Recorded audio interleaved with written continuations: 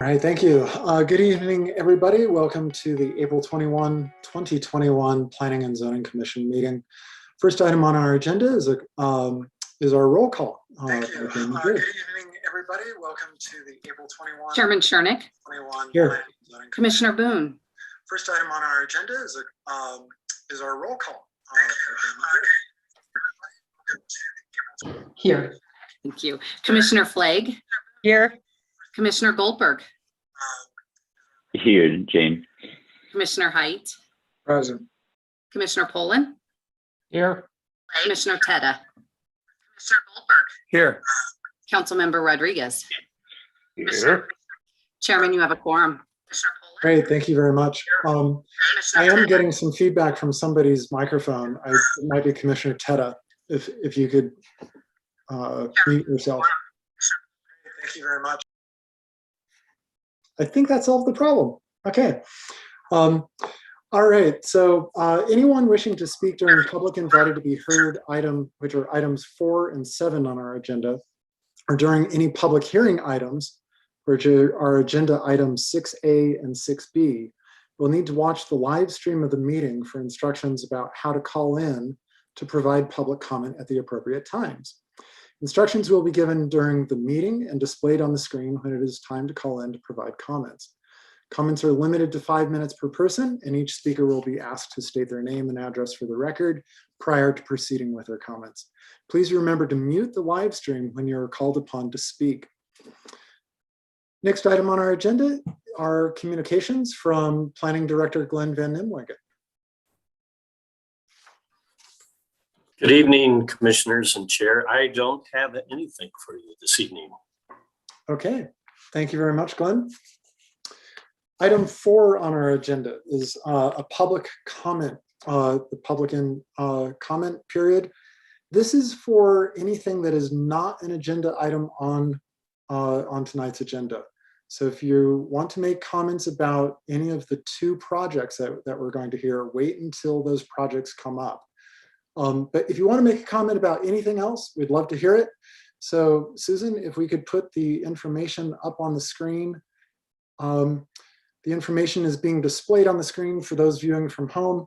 Please dial 1-888-788-0099.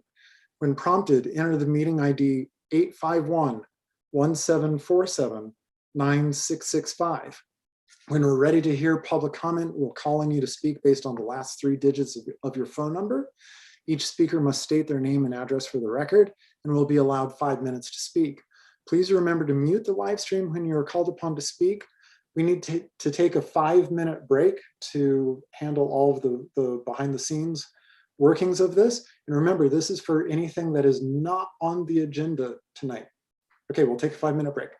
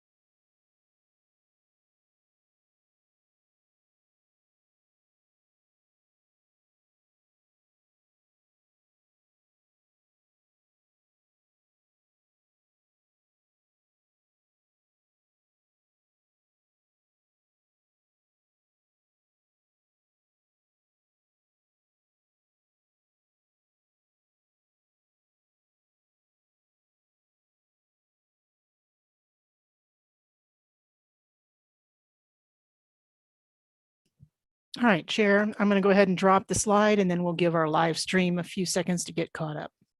Okay, thank you, Susan. And at this moment, we have no one that has called in. So let's just make sure our slide drops from the live stream. And it looks like we're back. Great, thank you, Susan. So no one has called in for the public comment, so we will close the public comment. There will be a second one at the end of the meeting. We'll move on to agenda item 5, which is approval of the minutes. Is there any discussion by commissioners on the minutes? Comments or concerns? Commissioner Goldberg. Yeah, thanks, Chairman. I'd like to move to approve the February 17 minutes. Okay, we have a motion to approve the minutes. Commissioner Height, I'll second. seconded by Commissioner Height. All those who were present at the meeting should be voting. All those in, wait, no, I got to do this person by person. I'm sorry. We just changed our bylaws. So I need to go through a roll call vote on this. Old habits die hard. Commissioner Teta. Yes. Okay, Commissioner Flagg, Yes. Commissioner Poland, Yes. Commissioner Height, Aye. Commissioner Goldberg, Yes. Commissioner Boone, your options, since you were not seated during the meeting, generally would be to abstain. Could I get your vote, please? Not to tell you what to do. You could also vote yes or no.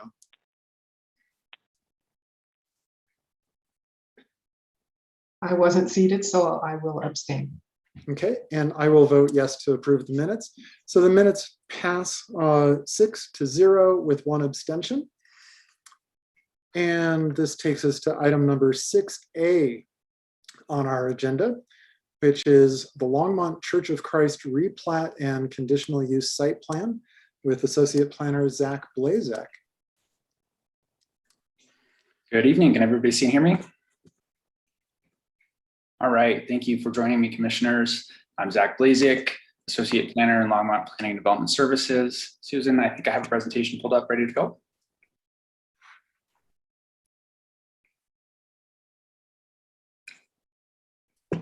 Hopefully. Give me just a second. No problem. There you go.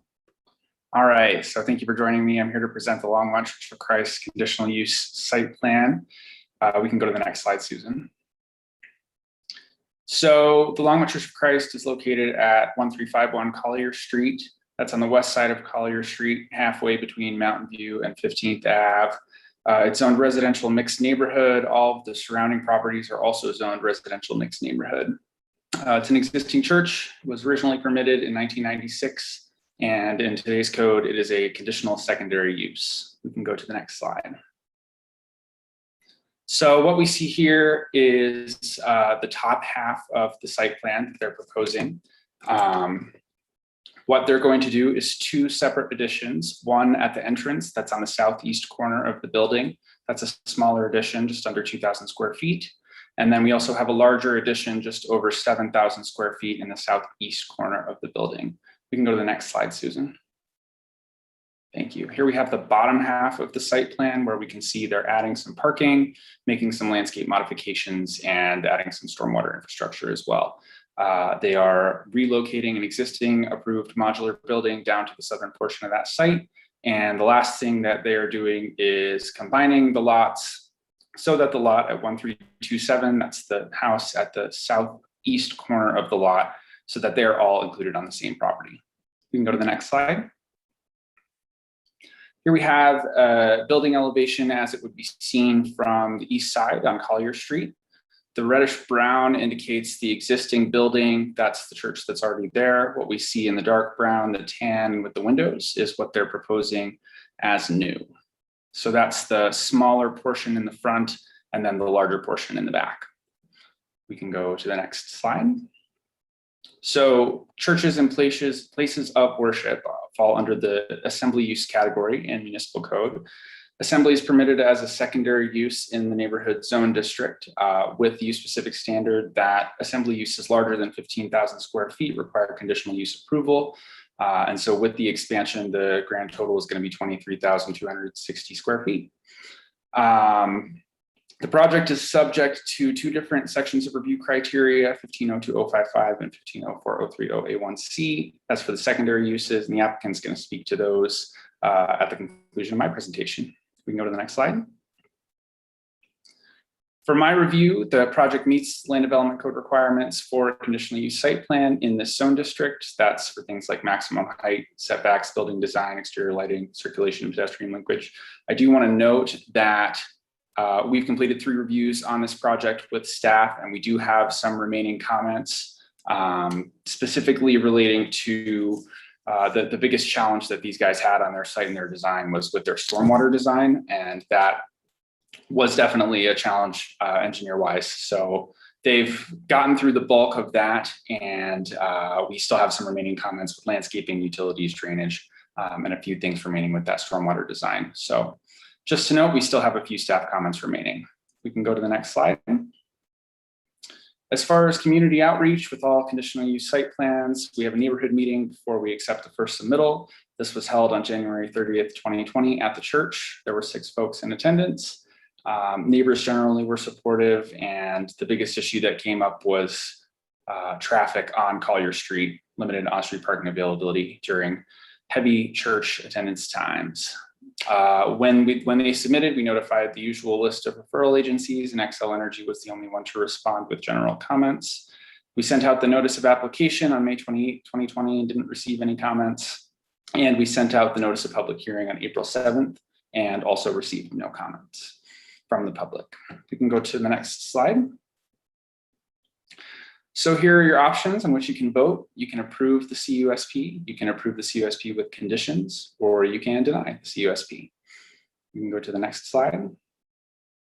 Tonight, what I'm going to do is recommend conditional approval of the Longmont Church of Christ conditional use site plan with the condition that the applicant will complete all outstanding red lines on the site plan and obtain approval from the Development Review Committee. And that's all for me. You can go to the next slide.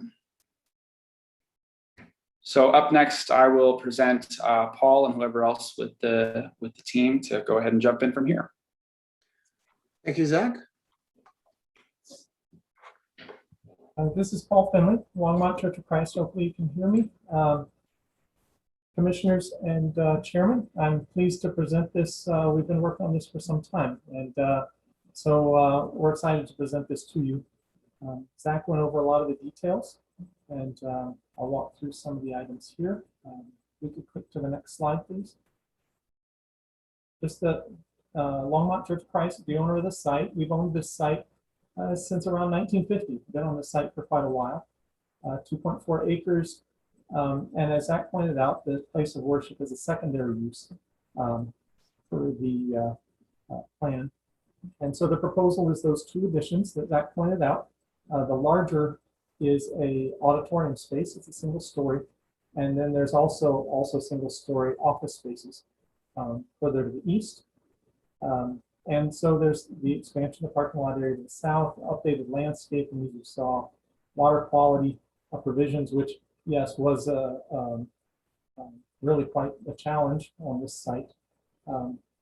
And so I think what you'll find, the plan is consistent with the comprehensive plan. It conforms to the previous plans. There are actually some landscaping that's being updated to bring some old landscaping where trees had died back up to previous plans, complies with applicable statutes, codes, ordinances, regulations. We could go to the next slide. This is straight out of the comprehensive plan, just showing you per the how the comprehensive plan breaks up the areas. Where here the orange is the mixed neighborhood, of course, purple is the Main Street corridor, the yellow is the single family neighborhood area. And just so you understand where this property sits relative to the other zoning in the city there. Okay, we can go to the next slide. And again, this is a bird's eye view of the property here. Things I'd like you to notice relative to this property. You can see the red pin there marks the actual main building of the Longmont Church. And you can see the parking lot below it has several cars in it.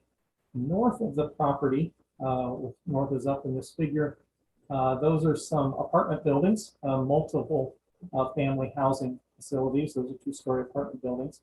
To the left or the west, those are single-family homes and duplexes, two-story, that are on the west side of the property. If you go south, there are a couple of larger lots, and there's a single-family home. One of them is a duplex that are the larger lots with more trees on them there. And over to the right, across Collier Street, is another large apartment complex, a three-story apartment complex. Just to help you understand the neighborhood we're going into and what we're surrounded by, the facility here, though we're growing the size of the building relative to the apartment buildings and things nearby, I think it fits in just fine, very well. And as you'll see, our property doesn't have a lot of trees on it, but it will get a lot more when you look at the landscaping plan. Yeah, we could go to the next slide. This is the street view of the existing main building. As you can see, it's brick, and it was built at several different times over the years, but that's the current building. And so when you look at it there, the bushes that you see behind the sign, that's where that administrative addition will go, right there, straight in front of you. And then the larger auditorium section is off to the left of this figure behind the pyramid-shaped peak, is where that addition will sit. Otherwise, the entrance onto Collier Street is nearly the same. It may be moving by a few feet if I compared it directly with the site plan, but otherwise the access onto the street is the same, but the parking lot is growing to the south. Plan. Yeah, there we go. So here's a close-up of the existing site. And so you can see to the south of the parking lot, there are several buildings. On the right, there are two residential houses that are owned by the church and used. Those are staying as is. They're not being changed at all. The southmost one, as Zach pointed out, is being replatted to be part of this one piece of property here. There's also a modular building there that's getting moved to the south part of the property. And there's also a garage and a shed that will be destroyed through this project. You can also see in the southwest corner, undeveloped area. At times it's been a garden. And so that area, of course, will be utilized as the parking lot grows to the south. Some of the spots that are currently in the parking lot immediately adjacent to the existing building will have to be moved. And so growing the parking lot to the south is necessary to recoup those parking spots and then add some more parking spots as well. We can go to the next slide.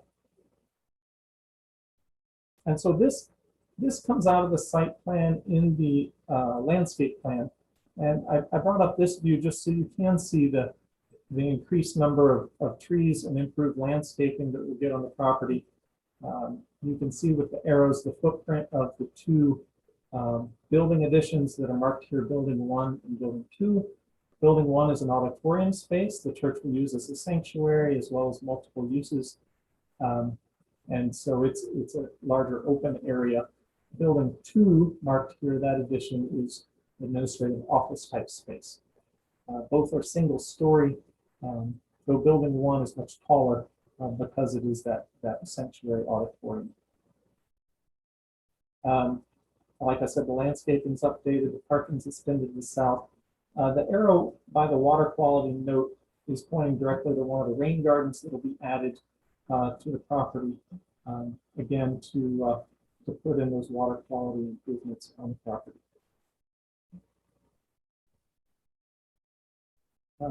We can go to the next slide. And so what I've done here, and commissioners, please tell me if you'd like me to do this differently.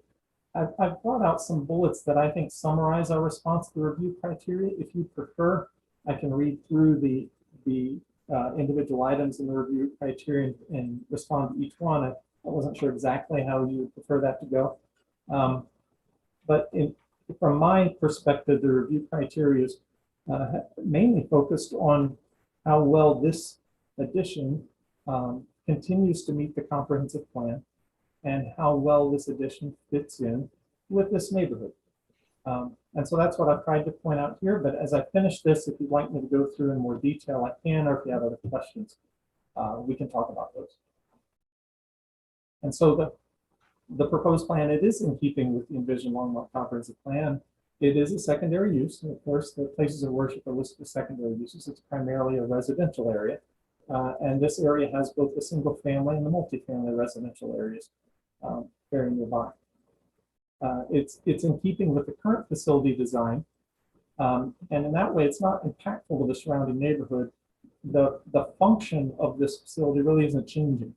Continuing to do the same things it always did.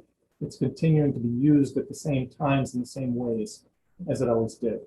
And from the neighborhood meeting, there weren't concerns there. The church actually has a pretty good reputation amongst its neighbors. We offer some community outreach type activities that have become an amenity to some of the locals. And so the use here isn't changing. We continue to be a religious facility along with community activities and outreach activities. Let's look at the next slide. And so there were some previous concept plans. I probably should have pointed them out in the landscape view that had some trees that over the years we've lost. And so we're replacing those to bring the landscaping of some of the older area that's not being modified back up to the previous approved plan.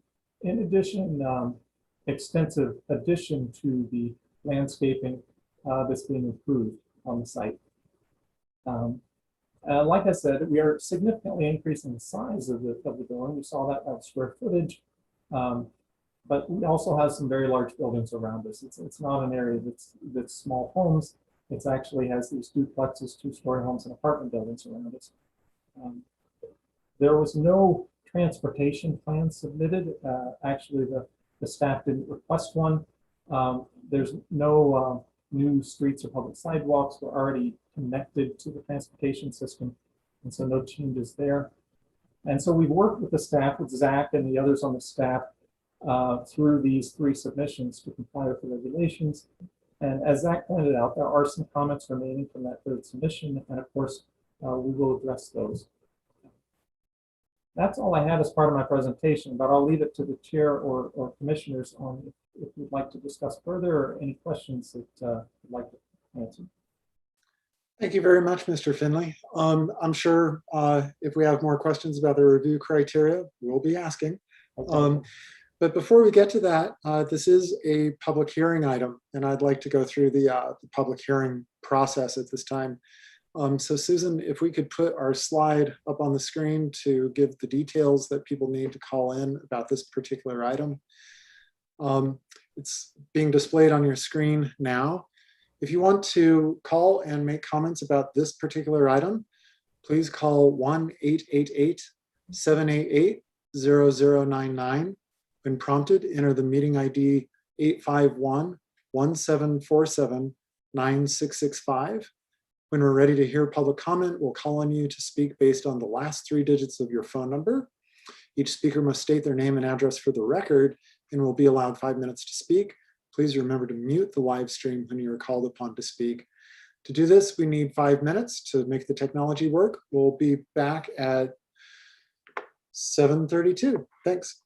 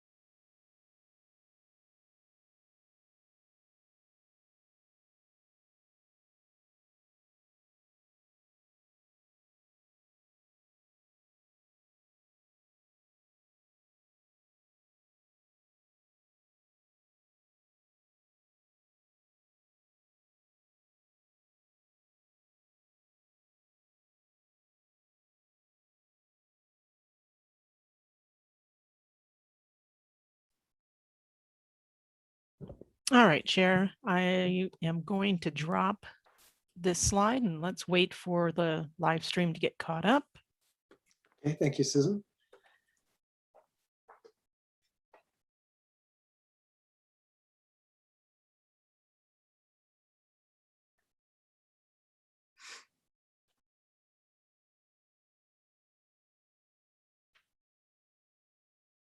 All right, looks like it's caught up.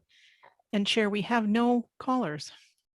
Okay, nobody called in for the public invited to be heard. We will close the public hearing on this item and move on to questions and discussion by the commission.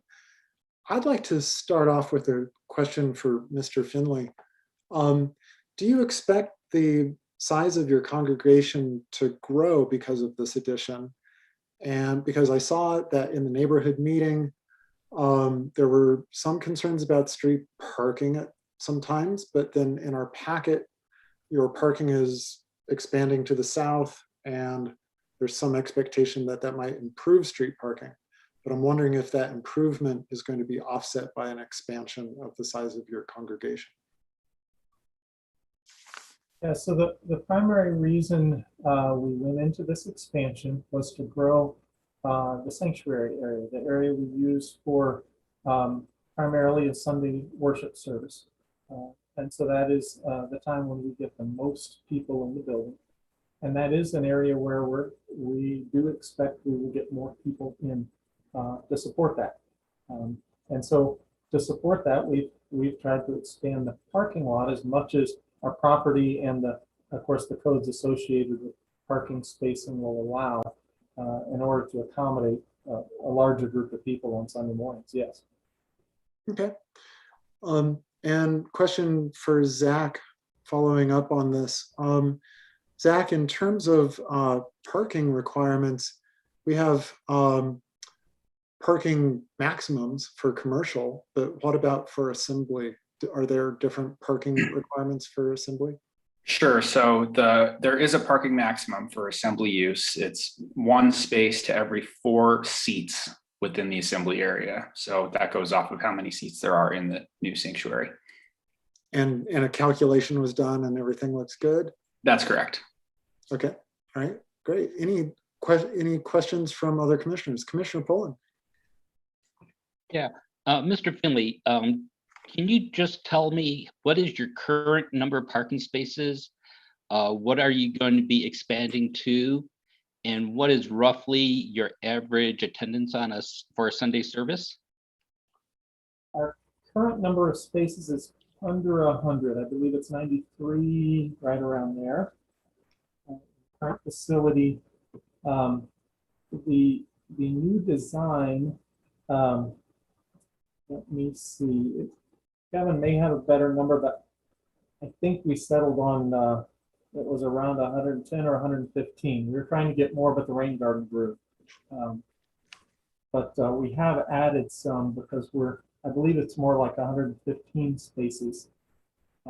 Our current average attendance on a Sunday morning, or at least if I can qualify current, meaning before COVID year, about 240 people. Okay, and does that include classes and other meetings that take place during services? Yeah, all meetings during services, we get a count, and we collect them all into, at least historically collected them all into one place in that sanctuary, so that 240 number was our average in 2019. Okay, thank you. Any other questions? Commissioner Flagg? Thank you, Chair. Zach, I have a question regarding the storm drainage. Can you go into that a little bit more? What kinds of issues there are on that site? I'd actually direct that to the engineer specifically, who is with us, I believe, with Paul's team here. Yeah, that would be Joe Coco if he's on the line.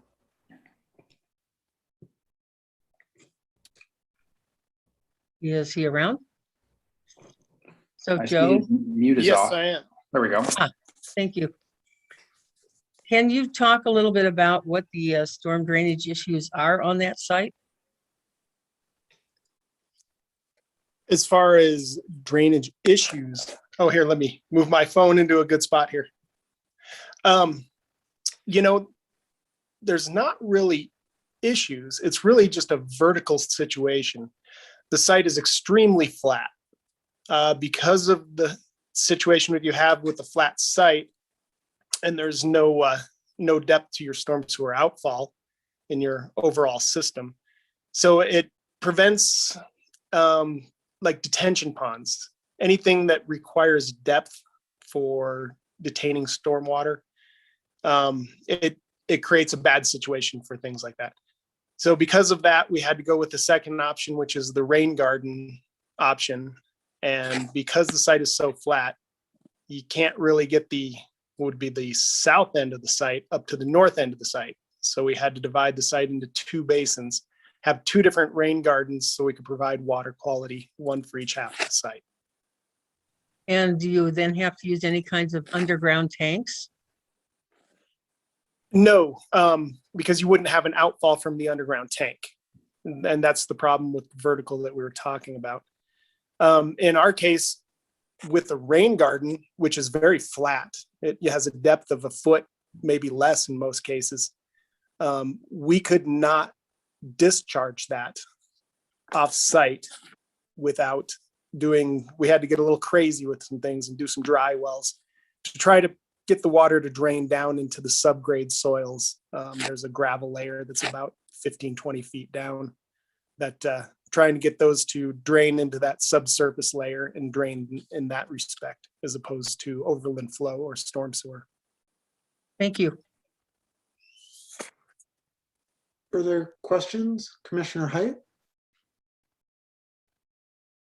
Thank you. Mr. Finley, and I guess Susan, if you could go back to the drawing of the new proposed structures or the new layout. And Mr. Finley and Zach, building number 3, this is the relocated modular, is that correct? Yes, that's correct. And where's this modular now? It is further north in the park, or just off of the existing parking lot area. Yeah, close to where the. Okay, it's the white topped building that we saw in your aerial? That Kind of. actually, no, the white top building is a garage. But Okay. It has a brown shingled roof. Yes, if you look at this building, the white top is a garage that will be destroyed to the left. Okay. The long skinny one is the modular building. And it's just moving, and what happens in that building? We do various like Bible study classes, as well as Okay. if we do midweek activities and other things, then it's kind of a universal. It has 2 big rooms in it that provide us a gathering place. Okay. The only real issue I have with it is on page 41 and 42 of and I'm going to call them the red line plan sets that were in our packet. It hasn't been presented tonight, and I don't know if Susan, you'll be able to find it. But there's a reference to note 15 on page 43 of these red line docs. Zach, I don't know if there's a way you can get Susan to pull that set up. The issue, and maybe Zach, you can explain away too. Note 15 says, well, if I can get to it. How can I not get to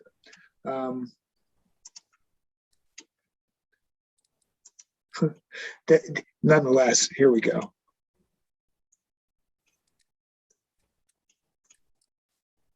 If you've got it, Commissioner Height, you can go ahead and share your It says, screen. add a note on plan clarifying that variance is requested for the building 3 encroachment. And a gentleman named Kevin authored that note. I'm a little curious, what's the encroachment? And I haven't seen any request for a variance.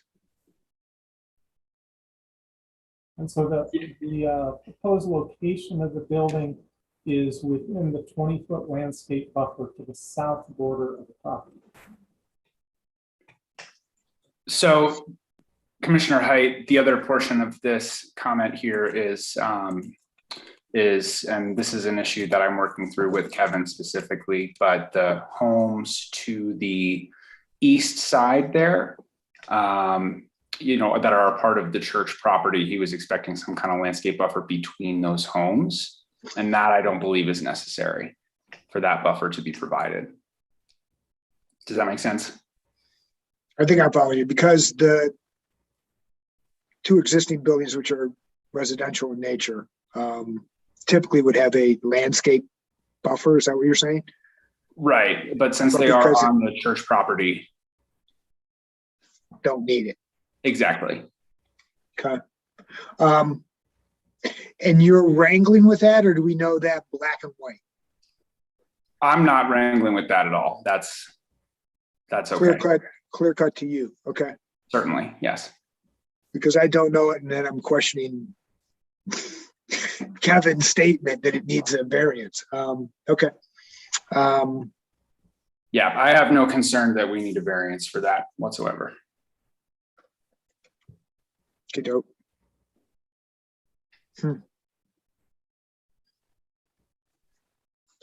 What page was it, Commissioner? 41 and 42.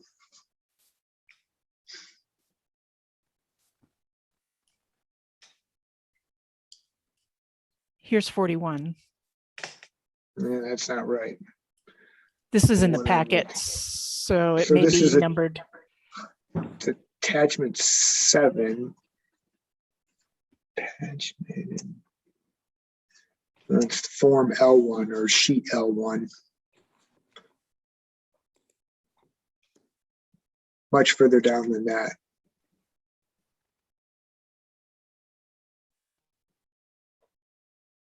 So it was page 42 of the red lines themselves. Is that right? Of attachment 7, yeah. It is, I don't have pagination on my attachment that I can see. This Supposed to, I is see pages here. C41 sheet number. What was this one? Very near, C5? that's C. It's very near the end. Okay. So landscape plans. So for everyone's edification, Kevin is a landscape contractor that we use to review some of our landscape plans. This is a set of comments that we are still working on addressing with him, but city staff are not going to require that one particular piece, just so everybody's clear. So Commissioner Height, do we need to see this particular note? Or are I you think satisfied? so. I mean, actually, I'd like Teresa Tate to weigh in if she has an opportunity to look at it and think about it. Now I'm in the D's, sheet D number 0. Am I getting close? D1. It's in the L's is all I can tell you. L's All are, right, here's L1. L's are last. There you go. So the bottom building 3, note 15, go to the next page. Note 15 says variance required. Boom, there it is.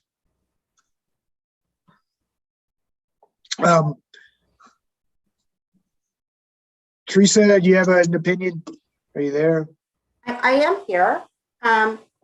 Chair Shernack, Commissioner Height, if I'm understanding the question correctly, you're asking whether it is my legal opinion that a variance is required? Or is Zach absolutely correct? It's not applicable here because the residential and the commercial nature buildings are on the same lot, owned by the same owner. No, you'll seldom hear me say this, but Zach is absolutely correct. Not because of Zach, but because I don't usually say someone is absolutely correct. Are you able to hear me? I missed what you said. Yeah, you absolutely said what? Can you speak louder and into the microphone, please? Zach is correct. And, this is certainly we give some weight to consultants' comments, but ultimately they're not the authority on our code. Perfect. Then my question's answered. Thank you very much. Very good. Thank you. Excellent. Any further questions or discussion amongst the commission? Commissioner Goldberg. Yeah, thanks, Chairman. Boy, just dropping a seed for the rest of my peers in reviewing the packet. You know, in general, I'm favorable to this project for all the reasons identified in the packet. Thanks to the city staff for identifying that it meets our review criteria. Several of those review criteria include being consistent with the comp plan, complying with city standards, not adversely impacting our neighbors and others. And then as well as taking into consideration the review criteria for secondary uses, maintaining compatibility with the surrounding area, being consistent with the comp plan and land use designation. For all of these reasons, and then of course, because we've discussed some of the concerns from the neighborhood meetings, parking, drainage, and with Commissioner Height's blessing to move on without requiring a variance, I'd be inclined to support this project. So maybe with that, I'll go ahead and move to approve PZR 2021-3B, which includes with the condition that the applicant must complete the red lines in the site plan.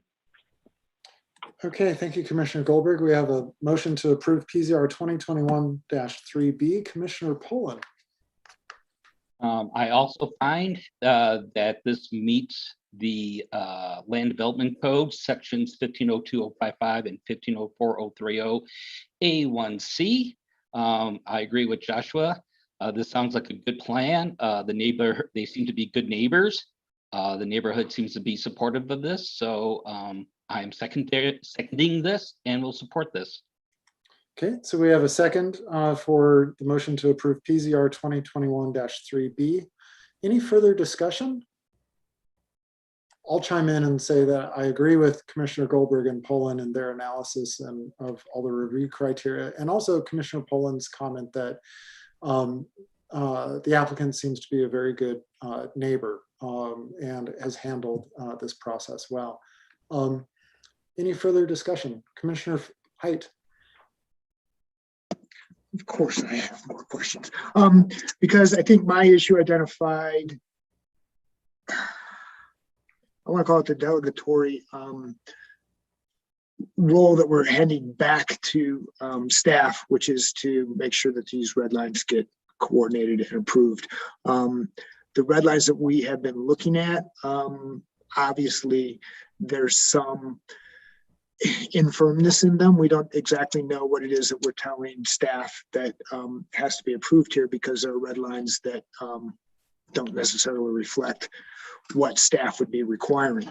So my first question is, Teresa, is it appropriate for us to delegate back to staff this level of discretion?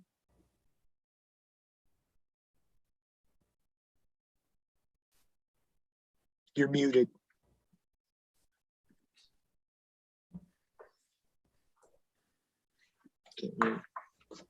Attorney Tate? Give her just a second. We were trying to Now, there you are. very good. Thank you. I seem to be having a little bit of trouble with my mic, so forgive me. Chair Shurnack, Commissioner Height, can you tell me what level of discretion specifically you're talking about delegating back to staff? So attachment 7 is the quote unquote red line set of building plans for which there are not a lot, but many comments. One of which that jumped out to me required a variance, which apparently isn't required. So what I'm saying is the conditional approval that's on the table, which is that the applicant go back and address the red line comments, which not all of which are comments that will have to be met. Is that appropriate for us to do that? This is a conditional site plan, is that correct? It's a condition, what's on the table is the condition, is approval subject to conditions, the conditions being approval, or going through and satisfying all the red lines. It would be appropriate, it would be an appropriate delegation for you all to recommend that all the conditions of the red line are met that staff recommends.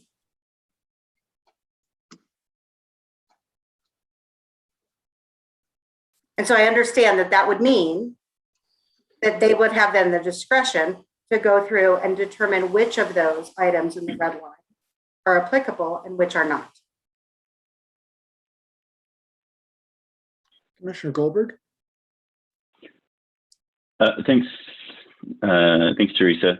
Commissioner Height, would it be more comforting to you if I removed the comments about addressing the outstanding red lines and instead just sought approval from the DRC, from the Development Review Committee? I'm looking at PZR 2021. Is it 3B? Is that the one? That's correct. Which states, which references these red lines.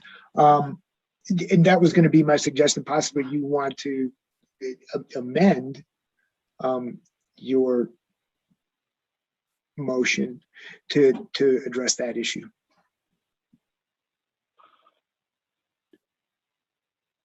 I'm completely open with that. If that's if we as a team think that's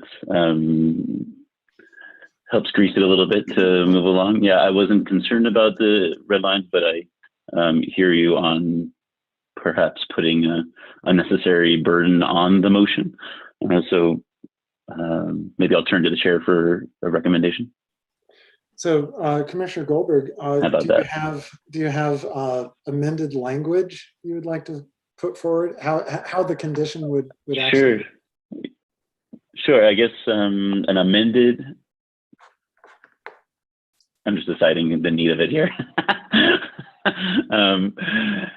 An amended motion could include recommending approval of PZR 2021-3B with the condition that the applicant shall obtain approval from the Development Review Committee before final approval.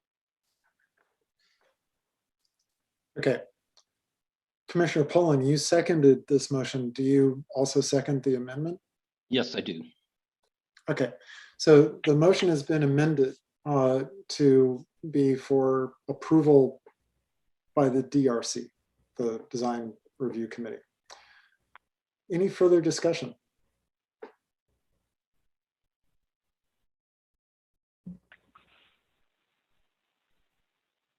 I'm seeing some thinking going on, so that's why I'm pausing.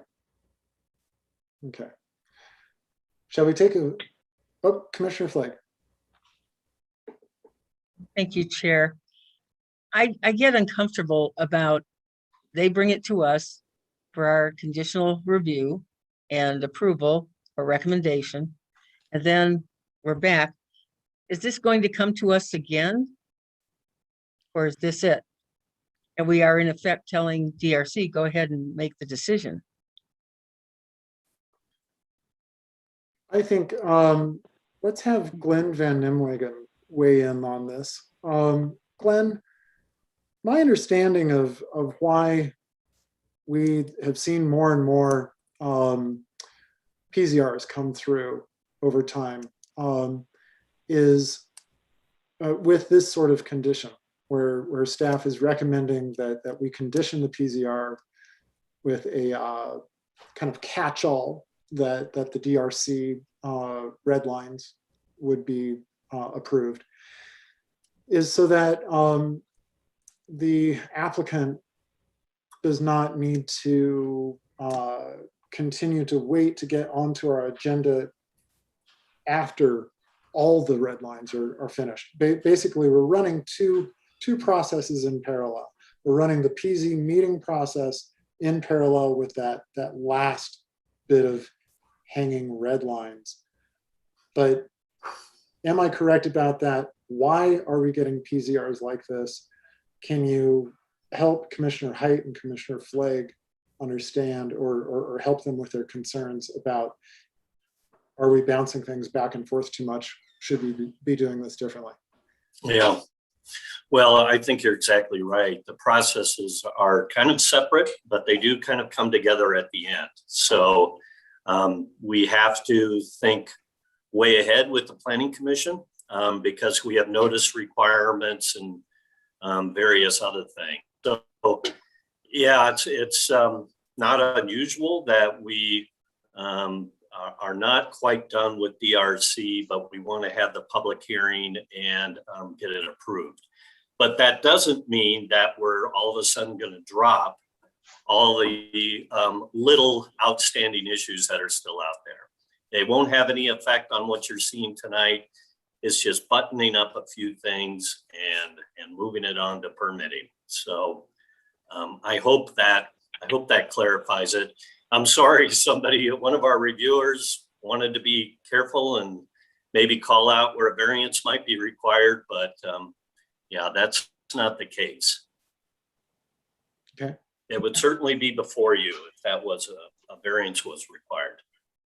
Sure. Okay. Thank you, Glenn. Commissioner Height, further comments? You know, one thing that happened in our February hearing, we got hung up on variance requests for some number of trees or variances on the number of the landscaping for a particular project.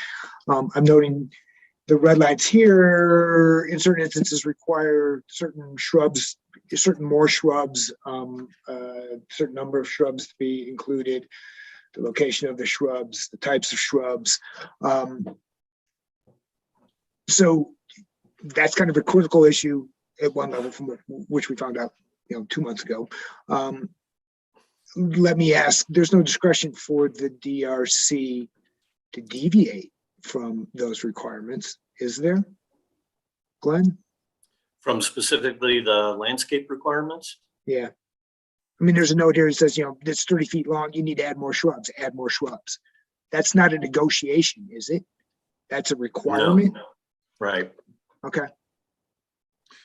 And so, Glenn, is there any chance, I mean, to Commissioner Height's point, is there any chance that any of these red lines cannot be met and would actually force this project back into a potential variance situation?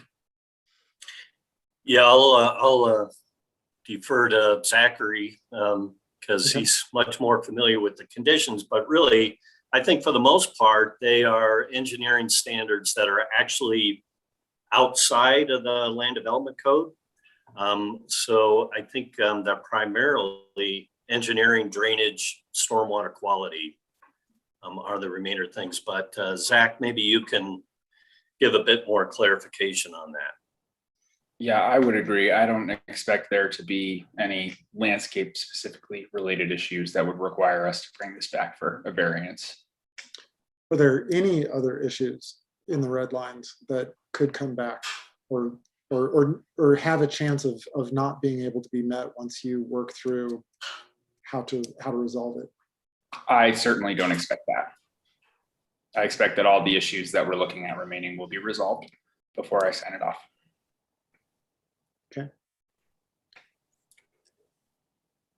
Okay. Let's go ahead. Thank you, Zach. Thank you, Glenn. Let's go ahead and take a vote from the commission to what's on the table is to approve PZR 2021-3B, which is a motion to approve this with condition that that the project would have final DRC approval. I'll do a roll call vote. Commissioner Boone? Aye. Commissioner Flagg? Aye. Commissioner Poland? Aye. Commissioner Height? Aye. Commissioner Tedda? Aye. Commissioner Goldberg? Aye. And I will also vote aye. So that passes unanimously, 7-0. And let me read our notice. This item now enters a 7-day appeal period. During this time, any aggrieved party may appeal the commission's decision by submitting a written appeal letter stating why the Planning and Zoning Commission's decision should be amended or reversed by City Council. All appeals must be in writing, must be received in the City Clerk's office and the Planning Office within the 7-day appeal period, which begins Thursday, April 22, 8 a.m. and ends Wednesday, April 28 at 5 p.m. Mr. Finley, and to all the members of your team, thank you very much for being here tonight and presenting your project. Zach, thank you for walking us through that and helping us with all the details. We will move on. Let's go ahead and start with our next item on our agenda, which is item 6B, which is the Peak View Estates preliminary subdivision plat, which is being presented by Senior Planner Ava Parashevsky. Thank you, Michael. Sorry. Thank you, Chair Shernick. Oh, it's okay. Well, now that you're on the screen, your official title is Principal Planner. I was just taking a shot saying senior. So, okay. Thank you. Susan, if you can cue us up. Thank you so much. Good evening, Chair Shernick and Commissioners. Ava Pahajevsky, Principal Planner, Planning and Development Services. This next item is the preliminary subdivision plat for Peak View Estates. Next slide, please. So I'm going to walk you through the background of this, and then the applicant will go through the review criteria. So I'll start again with just some background of the location. This red box here is the site. It's at 2725 West 9th Avenue. As you can see, it is west of Fordham Street, which is west of Hover Street, to familiarize you with the area. And Twin Peaks Golf Course is north of it, and the Golden Ponds Nature Area is south of it. And then we have the Valley subdivision in Longmont to the west of it, as you can see right there. And there's a little park there, Valley Park. It's a city park. There's a city storm drainage facility that kind of runs along the eastern boundary of this property. And then to the east of it is a series of properties that are in unincorporated Boulder County. It is designated on our comprehensive plan as single family neighborhood, and its zoning is residential single family. It was annexed in back in late 2019. And I think that's all. Next slide, please. So again, just some background, it's single family. So the density allowance for this property it's 1 to 8 units per acre, and this property is 7 acres. So their permissible density per our comprehensive plan is about 56 units, but the applicant is proposing 29. Single family homes. So this property is zoned single family residential. It's not a PUD, which means that you're not going to be looking at a site plan for all the houses like you would with other projects where you're looking at the architecture and so forth. In this instance, you're reviewing only the subdivision plat, the preliminary plat. If it's approved, we'd go on to final plat and public improvement plans, and then the developer would take the house permits to the building department where we would check for setbacks and height, et cetera. Next slide, please. And so again, this request is a preliminary plat to plat 29 individual residential lots. This layout is flipped. So north would be on your left, south is on the right, but because I didn't want to flip it north, you would have a really scrunched up view. I turned it on the side. And so what the applicant is proposing is to put in 29 lots. And as you can see, that there's one main entrance off of 9th Avenue to serve this development. And they're going to build a new public street called Peak View Lane, and that would serve this development. Wade Road, which is to the west, and it stubs out kind of to the west of this property line for the Valley subdivision. It would continue through this property to serve this development because the fire department requires 2 points of access. And so Wade Road will be brought in to serve this property and connect with Peakview Lane. And then it would stub out to the adjacent property to the east, which is in Boulder County. So that one of the review criteria is that you've got to, make access and make things, connecting with other properties, so that if the property next door wanted to annex, they've got a stubbed in street if they wanted or needed it. And then there's a couple outlots, as you can see on the right side, which is what would be the south. That's 3/4 or more of an acre. It's an outlot, and it's a drainage detention pond. Also has utility easements on it. And it buffers, as you can see right there on the right side, that's the railroad tracks right there. And then Golden Ponds Nature Area is to the south of that. So we've got that big outlot there. And then we also have 2 landscape buffers. If you look on the left side, adjacent to 9th Avenue, they've got 2 20-foot wide landscape buffers to buffer the houses from the noise and so forth off of 9th Avenue. And that's, next slide, please. And so in terms of public outreach, we've done a few things. The first thing we did was a neighborhood meeting last year in January. We had about 12 attendees. The main concerns were about the water table in Wade Road and how that might affect the adjacent properties to the Valley subdivision. And there were concerns about drainage and flooding risk, and concerns also from the neighbors to the east in Boulder County, because they're on water wells, and they were concerned about what those impacts to their wells would be if this property were developed. Some more engineering level questions. And then we got the formal application last summer. So we sent out a notice of application to a 1,000-foot radius. And of that whole mailing group, I only got 1 letter, and it was from a neighbor in the Valley subdivision. They weren't expressing, support or opposition. They just had a lot of questions about the drainage plan. So I connected them with the civil engineer who was managing the drainage review of this. And I know they were discussing, and Cameron was providing information to the neighbor. And then finally, we sent out the notice of public hearing a couple weeks ago. I will say, I sent it out with ample time and more than the required 2 weeks, but I only got 1 letter before your packets went out. So that's why there was only 1 letter in your packet and what was published on the web tonight.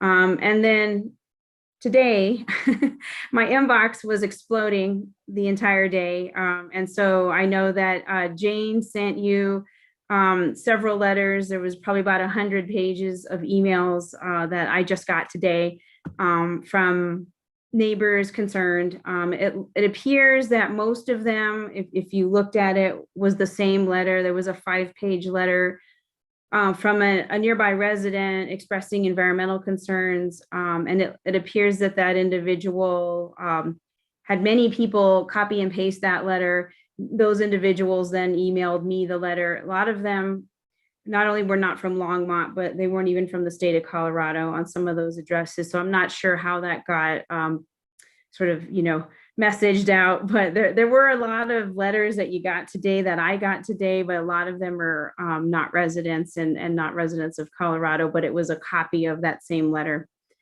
Anyway, the concerns that we did hear about, again, and others were not the chain mail, it was other people. There were some county residents to the east. They're really concerned about impacts to the water wells. There was a letter from a Valley subdivision neighbor, not happy that Wade Road was going through. I let him know that it was a requirement of the fire department in the city. Again, concerns about traffic, concerns about affordable housing and environmental impacts, about the fish in the St. Vrain Creek and the birds nearby and those things. Next slide. So again, staff evaluated this as it went through the review process. First of all, it met the review criteria for the subdivision plat in our land development code. Each of the lots meets the minimum lot size, lot width. The applicant's not seeking any variances to the code. Everything meets code. The density aligns with the comprehensive plan allowances, so the 29 units is appropriate. Again, there's an existing house on the property. It's going to be demolished and it's not being considered historic, so that's not an issue. The applicant submitted a species and habitat report and confirmed that there were no federal or state protected species on the site. There is some bird's nests in the proximity, and staff has added a condition, which I'll get into on the next slide.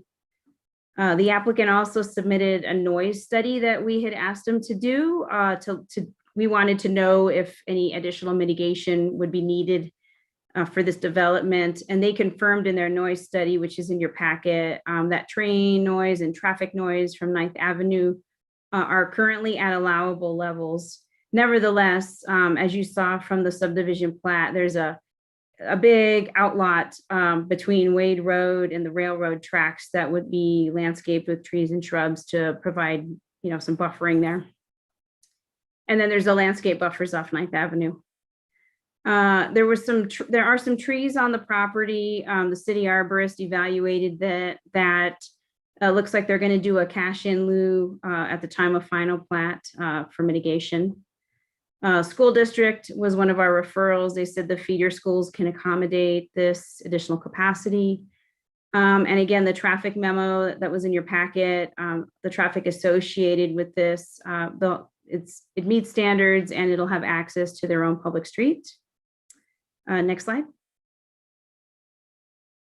So our recommendation is conditional approval. We recommended 3 conditions. Of course, the commission at their discretion can add more if they see fit. Again, one of the things I mentioned in the staff report, so there's a Platte River Power Authority easement around the southeast area of the property. And so we've just asked the applicant to get written verification of no objection. We want to make sure before we keep moving forward with a final plat, that Platte River isn't going to come in and tell them that they've got to redesign. So we've asked them to provide that before they can go to a final plat.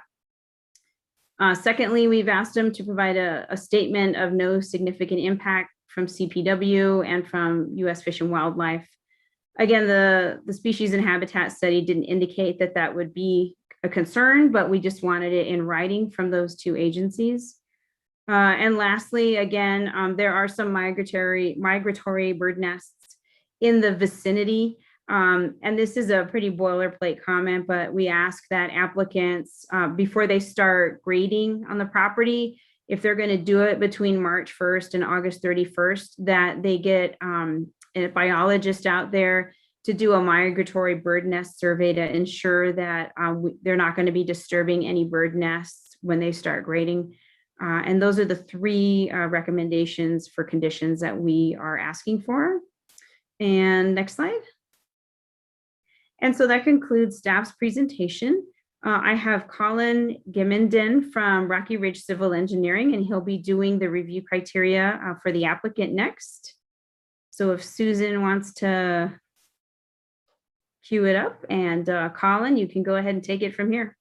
And Colin, before you go, Chair Shernick, I have one point of disclosure to make beforehand, which is that Rocky Ridge Civil Engineering was retained by my law firm once to review a land use project in a different town that did not result in a deliverable that was presented publicly. But I have worked with the civil engineer on this project in another capacity. I don't believe that prior work influences my decision-making for this project at all, but I needed to make that disclosure. Thank you. Thank you, Commissioner Height. Really appreciate that. Mr. Gimenden, would you like to present now, please? I would like you. Thank you, Commissioner or Chairman. All right, Susan, if you wouldn't mind pulling it up.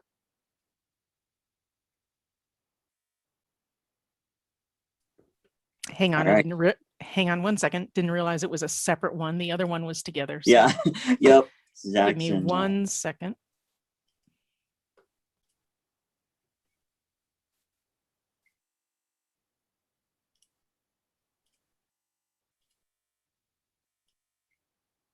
There we go. Perfect.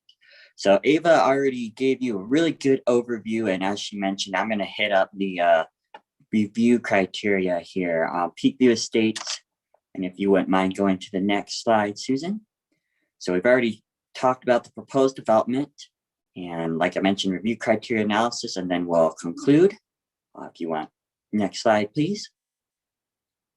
Perfect. That is the proposed development.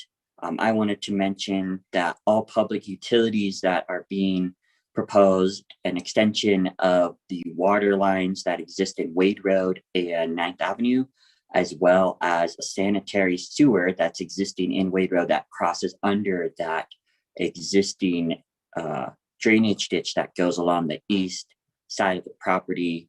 We'll be tying into that to provide sewer for the 29 lots. And we will have an improved pedestrian and vehicular circulation with the additional public roads, which will have detached sidewalks that will loop around and give the Valley subdivision another path to connect to 9th Avenue. Next slide, please. So there's a few review criteria that the project needs to meet. Those are just the main ones there. Is it consistent with the comprehensive plan and zoning district? And then does it comply with all city standards, specifically in the engineering, design standards, and municipal code? And then is it compatible with the surrounding development?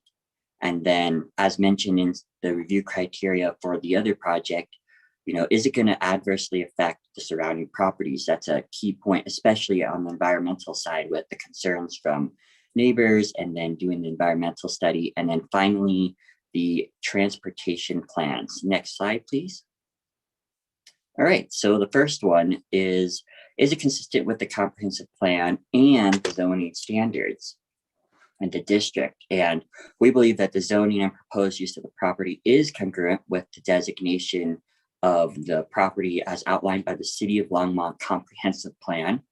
And as such, we do believe this criteria is met for Peakview Estates. Next slide, please. Second criteria is, does it comply with the applicable city standards and the construction specifications? I mentioned the water and sanitary. Other public utilities that will be provided include storm, that will convey the storm water to the detention pond, which is located in that outlot south of Wade Road that Ava mentioned. So as such, with the public water utilities that are being proposed and sanitary, as well as the storm, and then also with the curb and gutter and other criteria and city design standards and specifications, such as the standard cross sections for Peakview Lane and Wade Road with the detached walks, 8-foot tree lawn where landscaping will be present. We believe that all city standards will be met, and as such, this criteria is met. Next slide, please. And is it compatible with the surrounding developments? Yes, as mentioned before, the proposed site is congruent with the other proposed existing developments in the area. And some examples include Valley Subdivision and also Denio West, which is located east of the site along Hover and just south of 9th Avenue. It's just a couple blocks to the east of this site, but that one is very similar to what Peakview is proposing. And we really believe that the land use being a thin strip of land with one public road serving the 29 lots is the most efficient use of the land in terms of providing a good number of lots while still being consistent and compatible with the surrounding developments. And so as such, this criteria is met. Next slide, please. All right, so we want to make sure that the site will not adversely affect surrounding properties. We don't believe there's any adverse impacts to the surrounding areas on the environmental side, as given by the environmental study that was included in the packet. Feel free to reference that for specifics on the birds and other things that Ava mentioned. We also took a look at, will it adversely impact surrounding developments in terms of the water and transportation? And from an engineering standpoint and just in general, the design, is actually going to improve the water situation in terms of the looping of the 8-inch water lines in Wade Road and Peakview Lane, as well as the transportation will be improved. And as I mentioned earlier, there's going to be just better circulation for the pedestrian traffic, which can use those detached walks that'll be provided on Wade Road, Peakview Lane, and then also, of course, we have the 2 public roads that will provide better vehicular circulation for Valley Subdivision, and will also meet the 2 points entrance for the fire department. So this criteria is met as such, and we can go to the next slide. Thank you, Susan. And includes appropriate transportation plan. I realized after putting this presentation together that we did not have to do a multimodal plan specifically. And that is because, as Ava mentioned, we did not have to do a site plan because we are in a straight zoning situation. But nonetheless, as I mentioned quite a few times already, the public roads do improve the circulation, both vehicular and pedestrian. And that's evident on the site plan, which is included in your packet as part of the preliminary plat. I believe it was sheet 4. Yeah, so pedestrian and vehicular traffic is improved. And as such, that criteria is met and there's no negative impacts. Next slide, please. So yeah, so to summarize, top points are improved vehicular and pedestrian circulation. We'll be adding 29 new homes or lots to the city, which will be developed in the future. And as Ava mentioned, building permits will set the setbacks and such. Also, the architectural guidelines will be given when we go to building permit. It is consistent with the surrounding development. As mentioned, the Valley Subdivision and Denali West is just 2 examples of the nearby subdivisions. And overall, it meets the Longmont Comprehensive Plan. And then last point there, it meets all UDFCD standards and requirements, as well as the City of Longmont design standards and construction specifications. That's specifically a point as it relates to the engineering standards. UDFCD is the Urban Drainage Flood Control District. So when it comes to stormwater requirements, such as providing detention, on-site, and water quality, we meet all those standards as set forth by the city.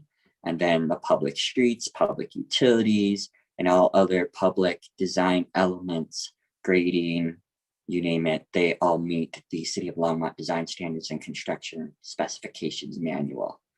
All right, next slide. All right, to conclude, based on the review criteria being met, we'd like to request approval of the preliminary plat by the Planning and Zoning Commission. And at this point, if there is any questions, I am more than happy to answer any questions you might have. Thank you for your presentation, Mr. Givenden. Thank you. Rather than going into questions at this point, because it does take us a long time to get the public hearing process started, I'd like to open the public invited to be heard. So Susan, if we could put that information on the screen. If there's anybody out there who would like to speak about this particular application, now is the time. Please dial 1-888-788-0099. When prompted, enter the meeting ID 851-1747-9665. When we are ready to hear public comment, we will call on you to speak based on the last 3 digits of your phone number. Each speaker must state the name and address for the record and will be allowed 5 minutes to speak. Please remember to mute the live stream when you are called upon to speak. As I said, this takes us a little bit of time to do. It takes us 5 minutes, so we will take a 5-minute break and reconvene approximately 8:30.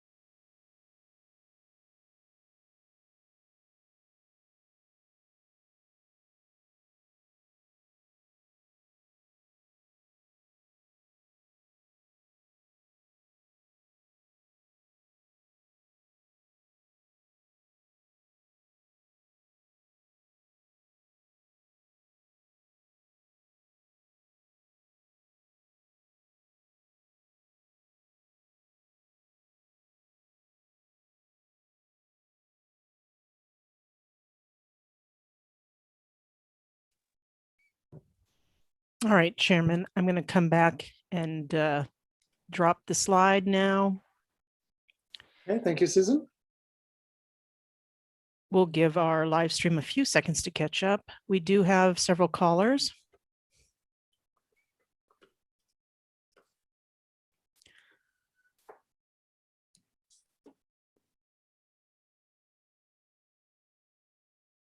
All right, looks like the live stream is caught up. Okay. So for the callers, we will be calling on you one at a time, calling out the last 3 digits of your phone number. Please do make sure that you have muted the live stream or you're going to hear yourself and you will hear me in about 20 to 30 seconds delayed, letting you know that you're next. So please mute the live stream and pay attention to your instructions through your telephone. Okay, so let's go ahead and start with caller whose number ends in 278. Caller 278, I've just asked you to unmute. Can you hear us?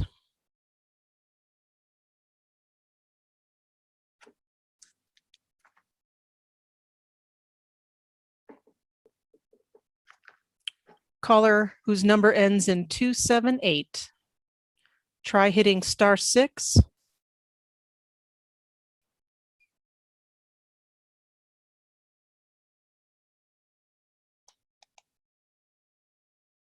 There you are. Can you hear us? Yes, can you hear me? We can. You may begin. Please state your name and Great. address for the record. Yeah, my name is Jenny Gershader Lopez, and I'm at 650 Fordham Street in Longmont.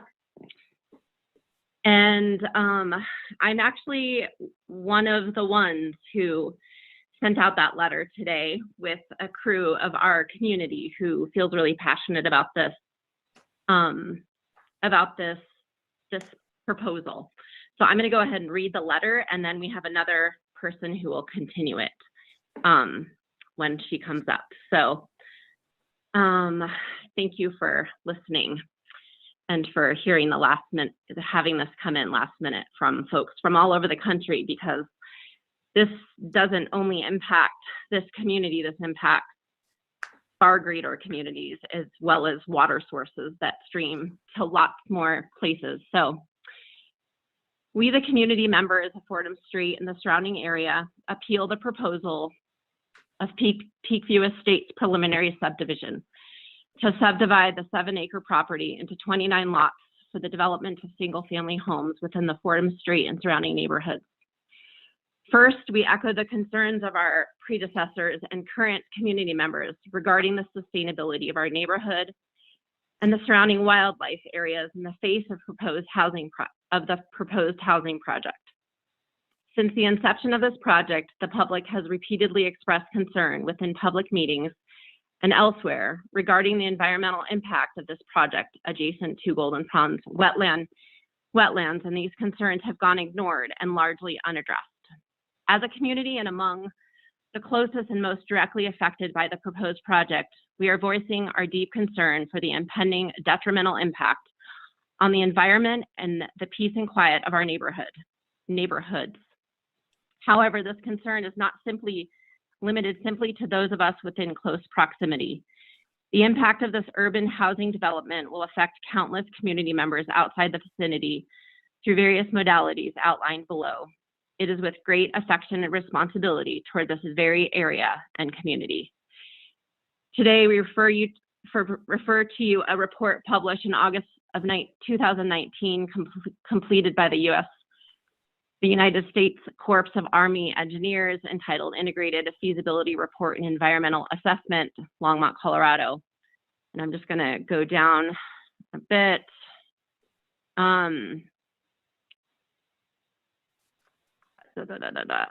Development of the area would also result in great habitat fragmentation, which would continue to degrade ecological conditions in the city of Longmont. Ecological degradation would continue to impact the terrestrial and aquatic communities that currently exist through declining quantity and quality of habitat, diversity, and sustainability.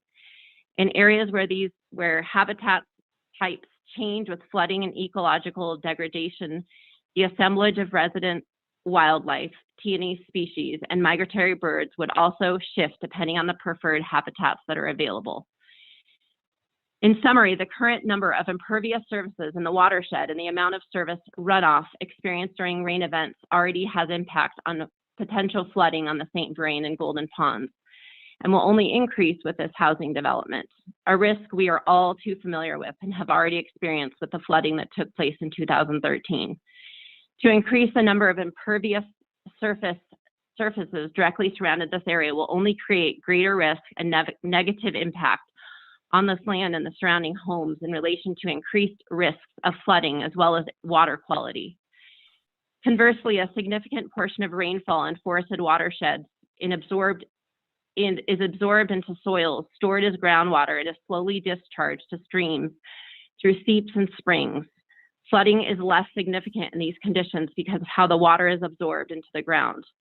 However, as watersheds are urbanized, much of the vegetation is replaced by impervious surfaces, reducing the area where infiltration to groundwater can occur.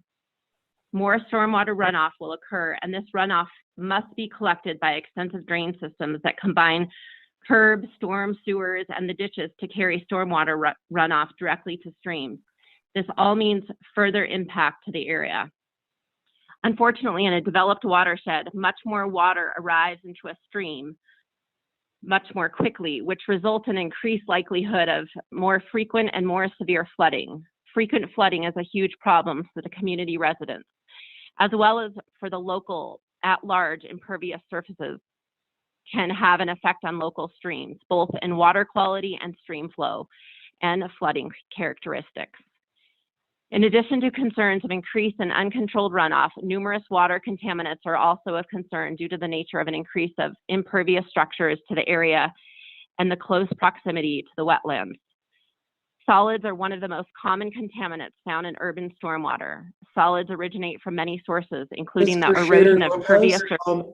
Ms. Gersheda-Lopez, your 5 minutes has expired at this time, so could you just finish the sentence you were on, please?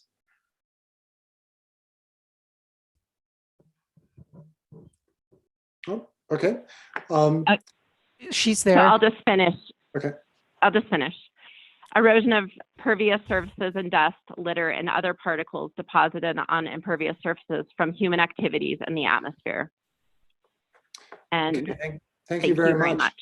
Actually, quick question for you. Do you know, since you have somebody else queued up to read the remainder of this letter, do you know the last 3 digits of their phone number? Oh my gosh. So we can call on the right person? She's gonna text it to me right now. Okay. Let's see if we can do this. I just want to keep the continuity. Totally. And then I guess I also just want to say that no, I can't have you. I can't have you speak more. Okay. But if you have those 3 numbers. 665. 865. Did you get it? No, 665. There is no one here with that last 3 digits. I'm sorry. 865. No, 665. Yeah, we don't have a phone number with that. Yeah. Oh, let me see if she'll send it again. I'm so sorry.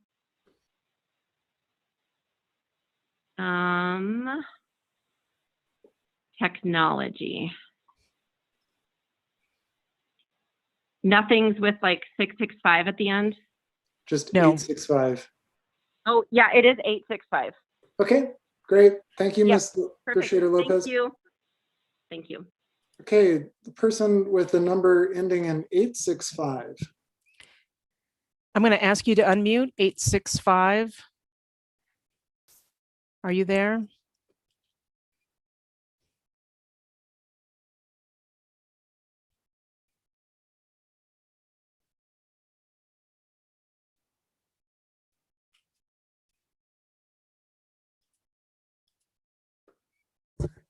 $865, I'm asking you to unmute. I unmuted. There you are. Now we hear you. You may begin.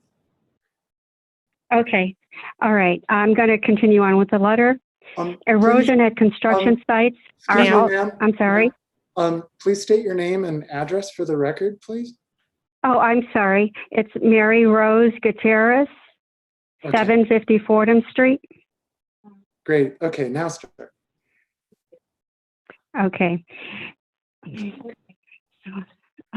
Erosion at construction sites are also major sources from human activity. I'm sorry, major sources of solids. Solids contribute to many water quality habitat and aesthetic problems in urban waterways. Elevated levels of solids increase turbidity, reduce the penetration of light at depth within the water column, and limit the growth of desirable aquatic plants. Solids that settle out as bottom deposits contribute to sedimentation and can alter and eventually destroy habitat for fish and bottom-dwelling organisms. Solids also provide a medium for the accumulation, transport, and storage of other pollutants, including nutrients and metals. Common sources of total suspended solids derived from the impervious surfaces include, but are not limited to, pavement from wear, vehicle exhaustion emissions, vehicle parts, building and construction material, road salt, road paint, and pedestrian debris, soil material, plant and leaf litter, and atmospheric deposition of particles. Atmospheric sources of particles may derive from outside of the river basin. It has been well documented within urban planning and environmental studies literature the detrimental impact that housing growth can have on wildlife and natural areas, according to, and housing growth poses the main threat to protected areas. According to the International Union for Conservation of Nature, a protected area is a geographical space that has been clearly defined, recognized, dedicated, and managed through legal or other effective means to achieve the long-term conservation of nature with associated ecosystem services and cultural values. Additionally, it has been well established that the primary cause of the global biodiversity crisis is human-induced alteration and loss of natural habitats. One of the most important causes of habitat destruction is housing growth, manifested both in rural and urban sprawl. The threats to biodiversity include not only habitat loss directly to roads or houses, but the effects these human disturbances have on the larger landscape. Housing development increases impervious surfaces at the risk of fire, spreads pollutants, and changes nutrient and biogeochemical cycles. All these impacts are exacerbated by residents' activities such as landscaping, introduction of non-native, sometimes invasive species, and support for domestic predators. Changing land use and removing the natural land cover introduces new barriers to wildlife movement. In this newly fragmented landscape, the remaining natural fragments are often too small to sustain viable populations of native species, while housing growth favors human-adapted synthropic species. As a result, native wildlife typically decreases in abundance and richness. Residential development and associated infrastructure such as roads and fences have profound impacts on ecological systems and biodiversity in both direct and indirect ways. Housing and infrastructure remove vegetation, which fragments remaining habitat. Nutrient and biogeochemical cycles change after the removal of natural vegetation and the introduction of pollutants. Homeowners manage yards, pets, and bird feeders, leading to altered hydraulic systems, exotic plants, predatory domestic pets, and resource subsidies such as food and water, nesting substrates, insulation from predators, and unfavorable microclimate conditions that favor generalist species. Housing growth leads to an expansion of transportation infrastructure and changes travel patterns, introducing additional pollutants and disturbances. As housing densities and impervious surface increase, native species tend to decrease in abundance and richness, and human-adapted and generalist species increase. Low-density residential development is of particular concern because it extends the environmental impacts of each house over a large area, maximizing the cumulative footprint of housing development and infrastructure. And it often occurs in proximity to public protected lands. Ms. Gutierrez Rose, I do need to stop you there. Your 5 minutes has expired. Thank you for your time. We're going to Thank move you on so much. Okay, thank you. We're going to move on to our next caller, whose number ends in 788. Caller 788, I'm going to ask you to unmute.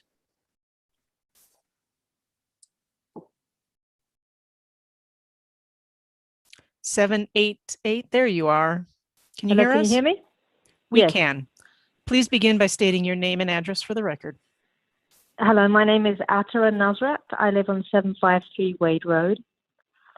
Thank you for this presentation, and I'm sorry I didn't catch the gentleman's name, Colin, I believe his first name was, for the presentation. I have just a relatively simple question regarding the pedestrian and vehicular circulation that you're referring to, saying that it was improving as a result of this development.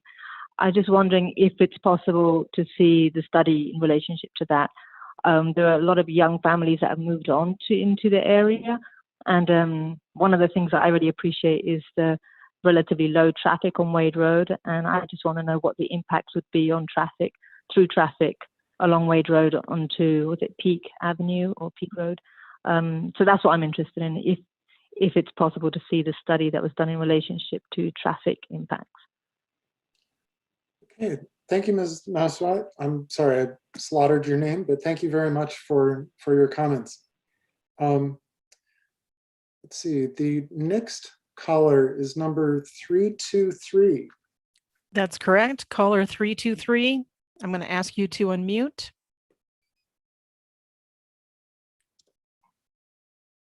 Three, 2, 3, are you there?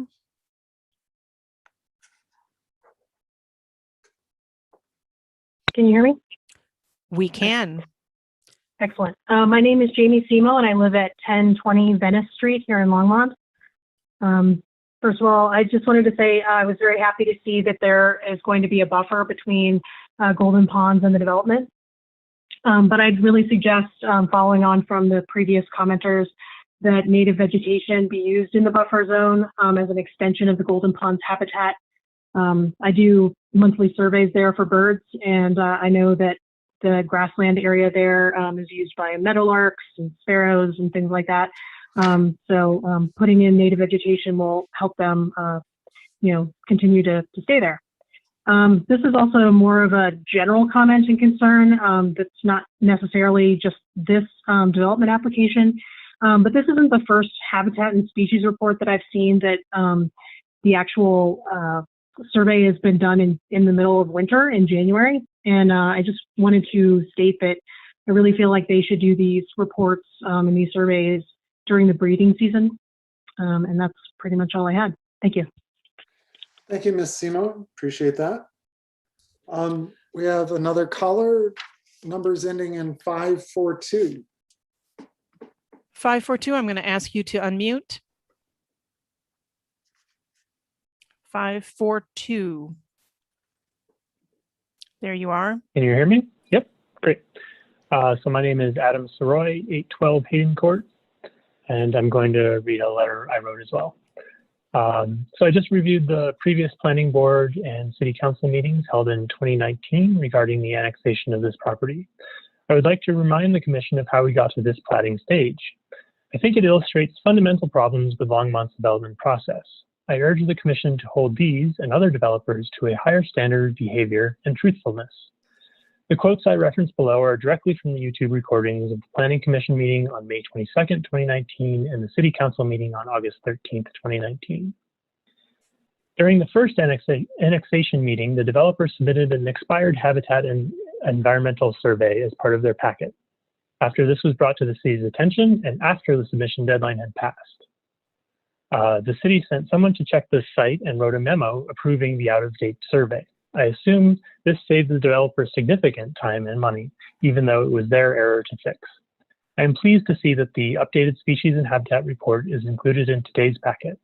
The concerns raised by citizens back in 2019 are indeed borne out by this new report, which raises concern about bald eagles which nest around golden ponds.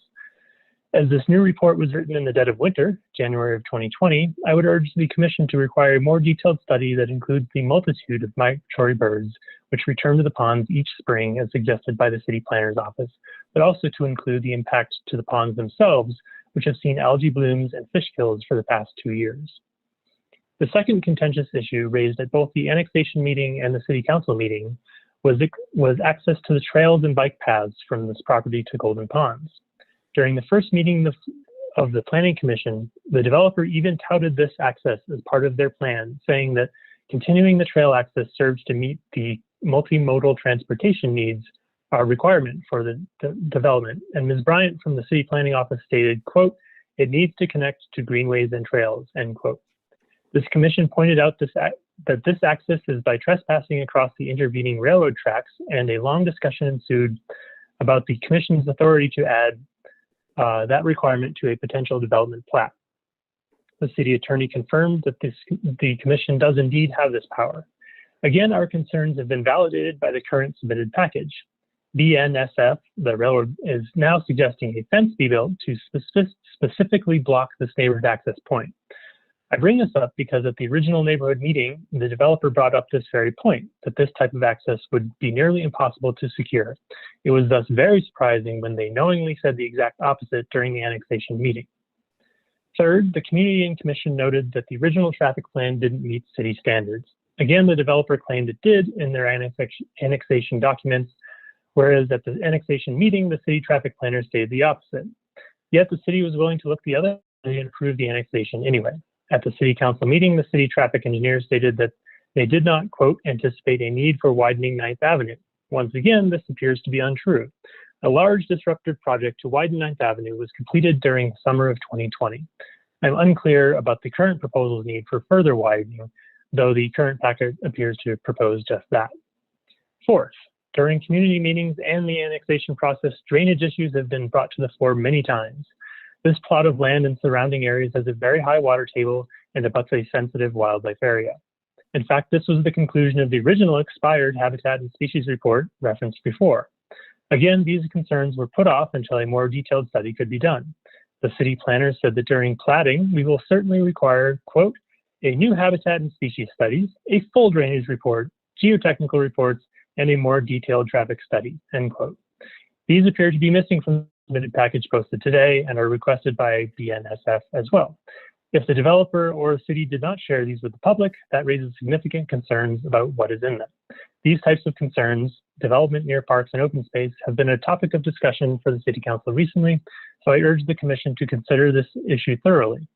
For example, other developments brought to this Commission have required a 150-foot riparian corridor in similar situations. The fifth issue I would like to raise is the fact that this plot of land is currently listed for sale and has been for some time. The advertisement even states that, quote, "preliminary subdivision plat, geotechnical and drainage reports are available." As a possible legal question, I would ask that the Commission, if approving this plat, would significantly increase the sale price or attractiveness to potential buyers. If so, it seems like the city should not be in the business of enriching individuals in such a way. I urge the Commission to deny this plat request until these issues can be adequately resolved. Thank you for your time, and thank you for listening. Thank you, Mr. Sarai. Appreciate your comments. Susan, I don't see any further phone numbers listed. Am I correct about that? You are correct, Chair. That was the last one. Okay, so we will close the public invited to be heard section of this hearing and go back to discussion amongst the Commission. Any comments, questions? Anybody want to kick us off?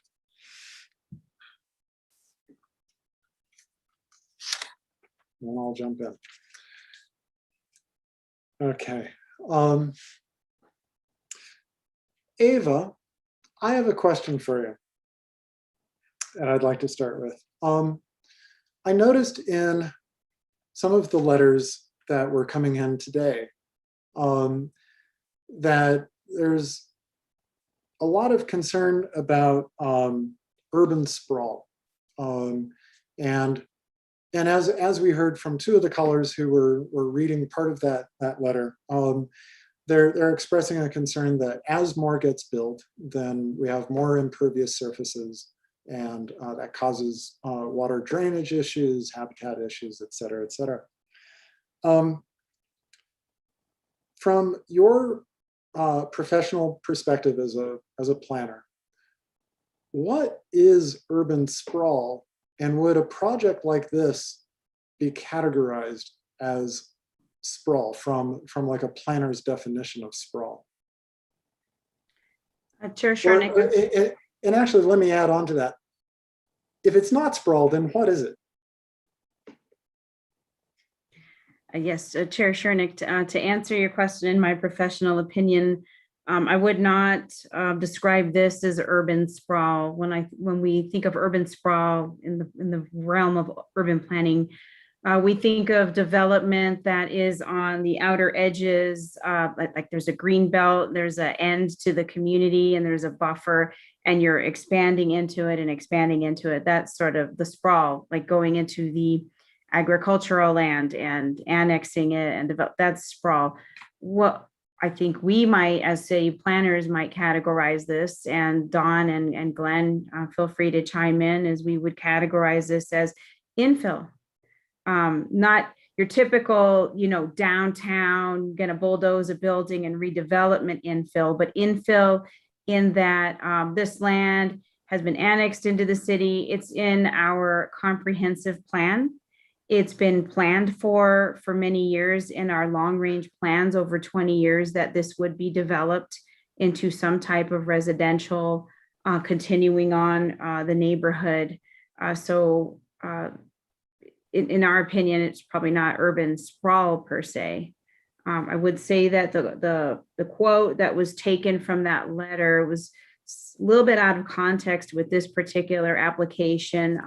I did talk with our senior civil engineer who's handling the Resilient St. Vrain project, because the quote that I was hearing when I think of an Army Corps study, I thought that might be related to that. And he did confirm.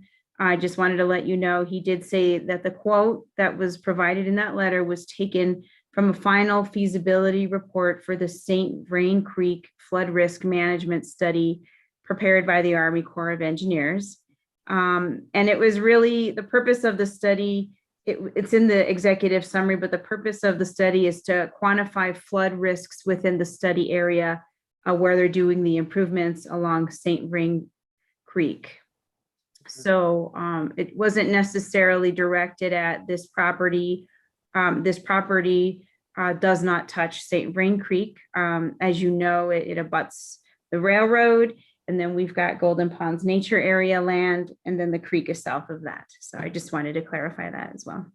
Okay, so while we're kind of talking clarifications and definitions, you just mentioned something that this property has been included in the Longmont Comprehensive Plan, and I believe it's also included in what's considered the Longmont metropolitan planning area.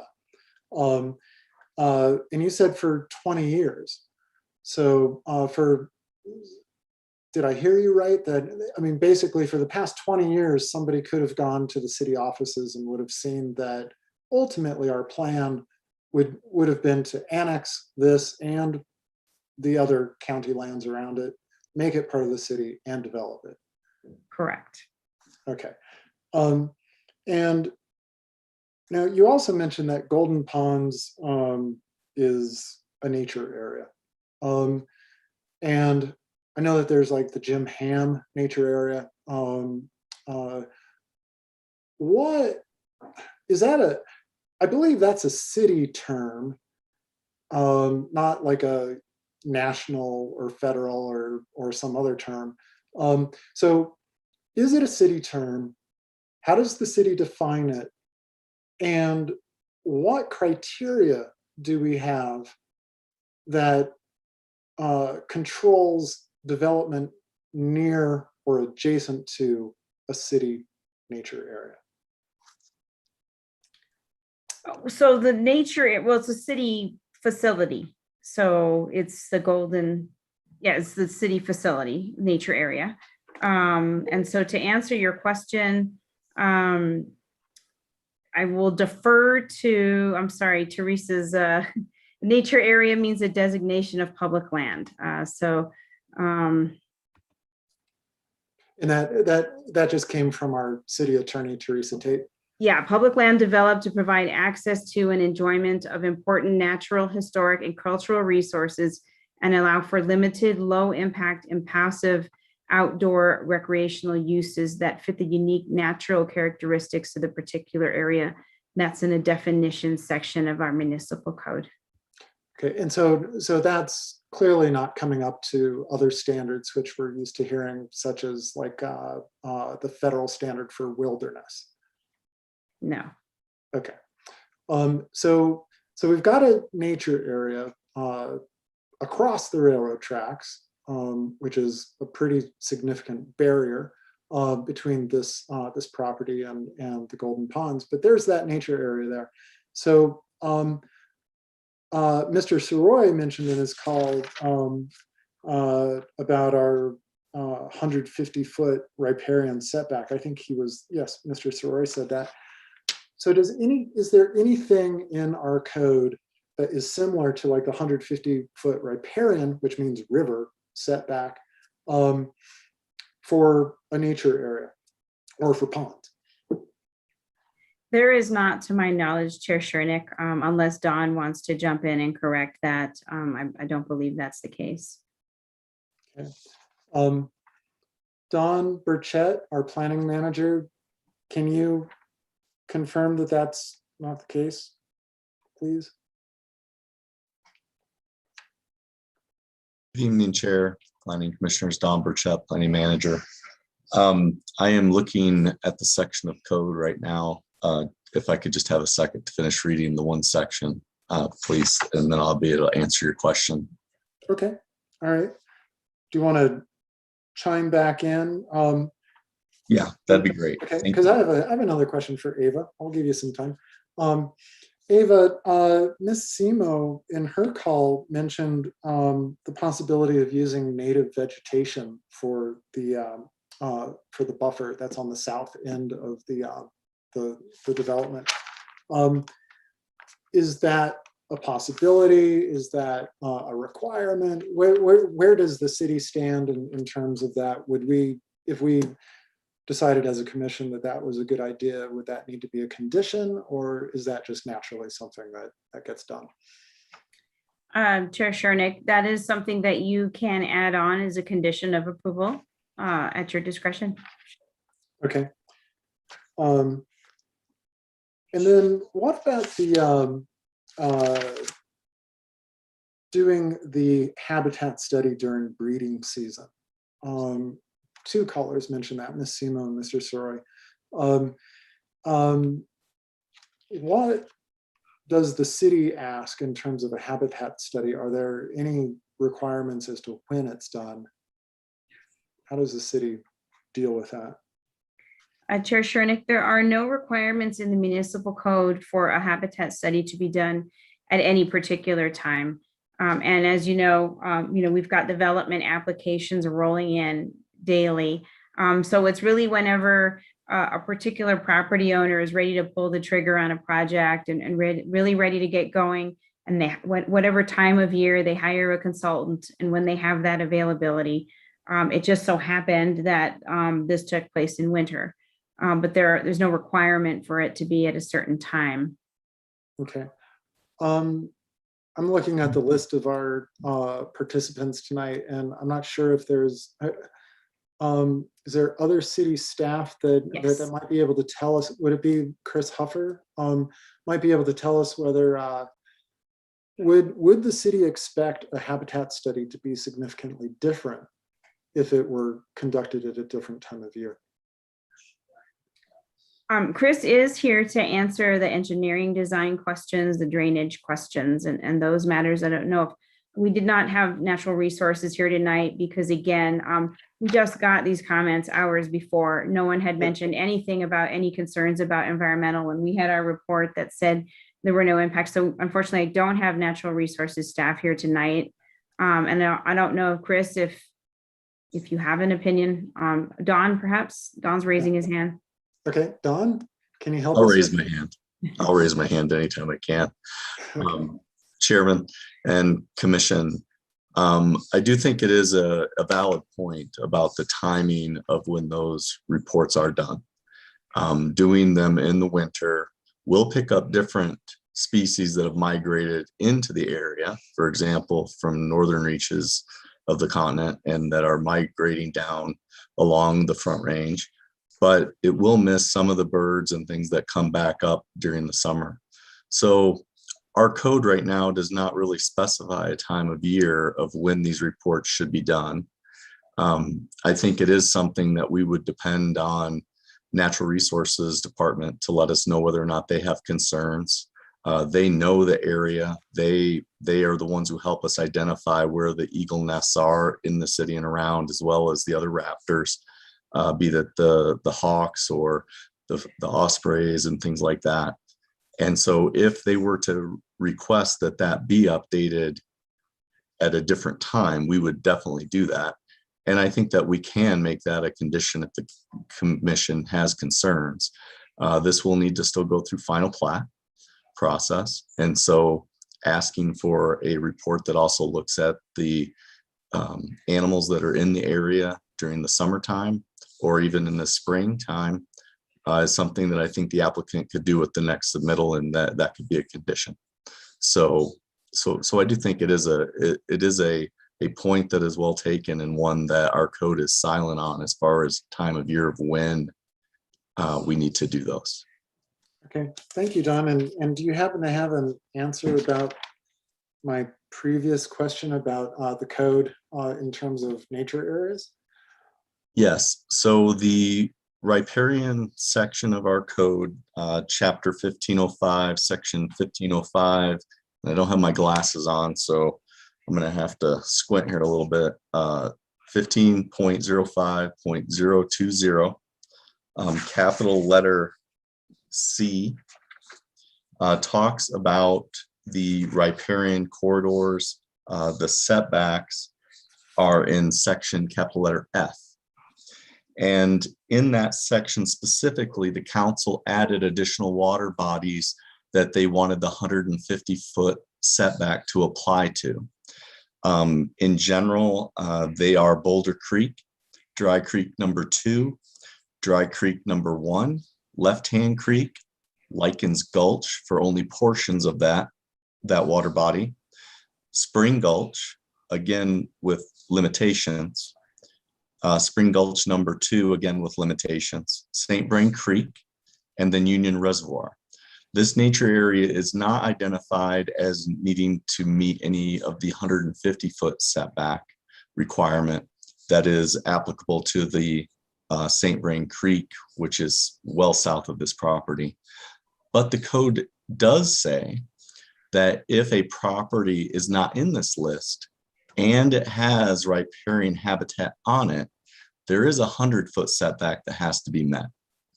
When I look at the information that I have on the Boulder County website as well as the Google Earth, and I look at where the average annual high water mark of those ponds is, and I measure that, we are outside of that 100-foot. Approximately, when I scale it, it's 135 feet from the highest point of where the water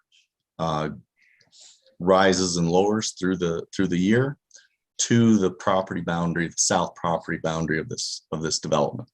So in my opinion, it is outside of and meets the requirements for any kind of riparian setback.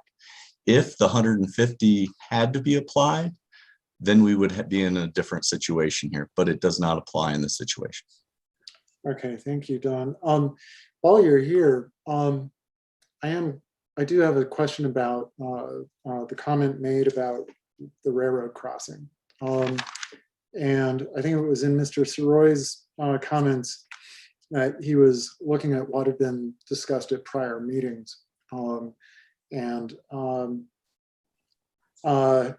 He expressed that his understanding from a prior meeting was that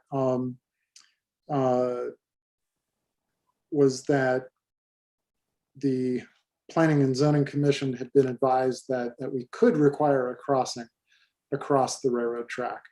And then at some later point, there was a message that that could not be done. As the planning manager for the city, what's your understanding of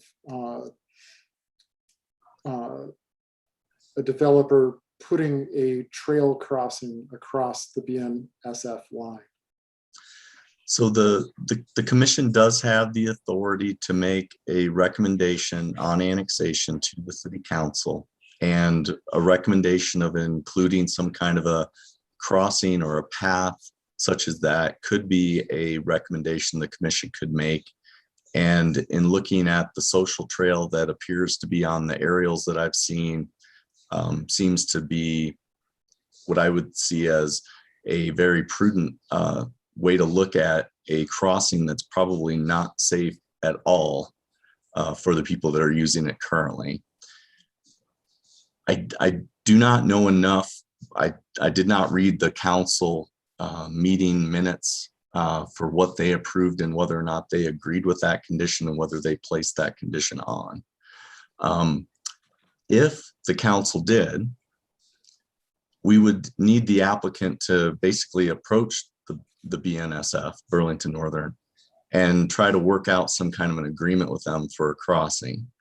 And, you know, that's a pretty tough task for the city to get approvals for crossings, let alone an applicant. It doesn't mean that it's not possible. It doesn't mean that there's other ways they could have approached it, with some kind of an overpass, pedestrian overpass with either steps or ramps that could get up over so that it was a crossing above the railroad tracks.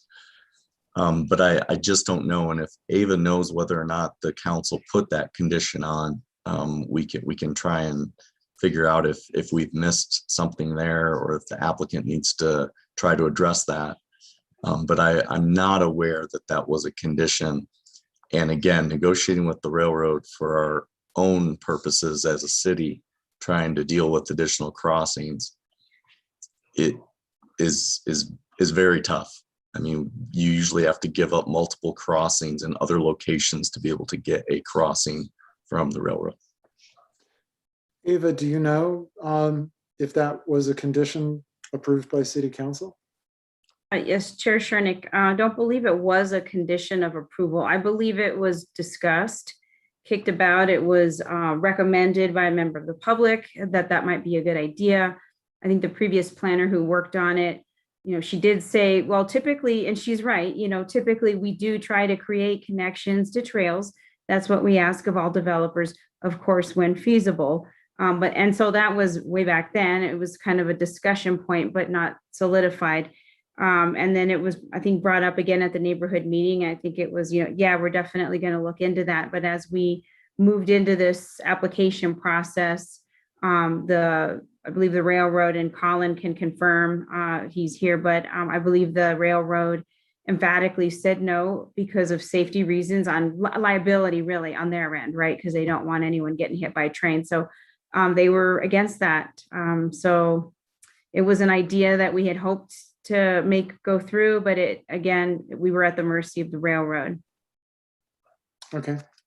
I've been kind of hogging things. Is there any other commissioners Commissioner Flagg? Thank you, Chair. I guess I'm addressing this to Colin. I'm looking at, in terms of, you're doing subdivisions and you're going to, I assume, have individual sites being sold to people who then will get their own builder and construct a house. Is Colin available?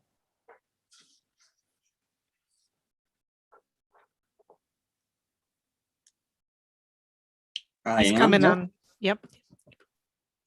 Yeah, so here, sharing my video.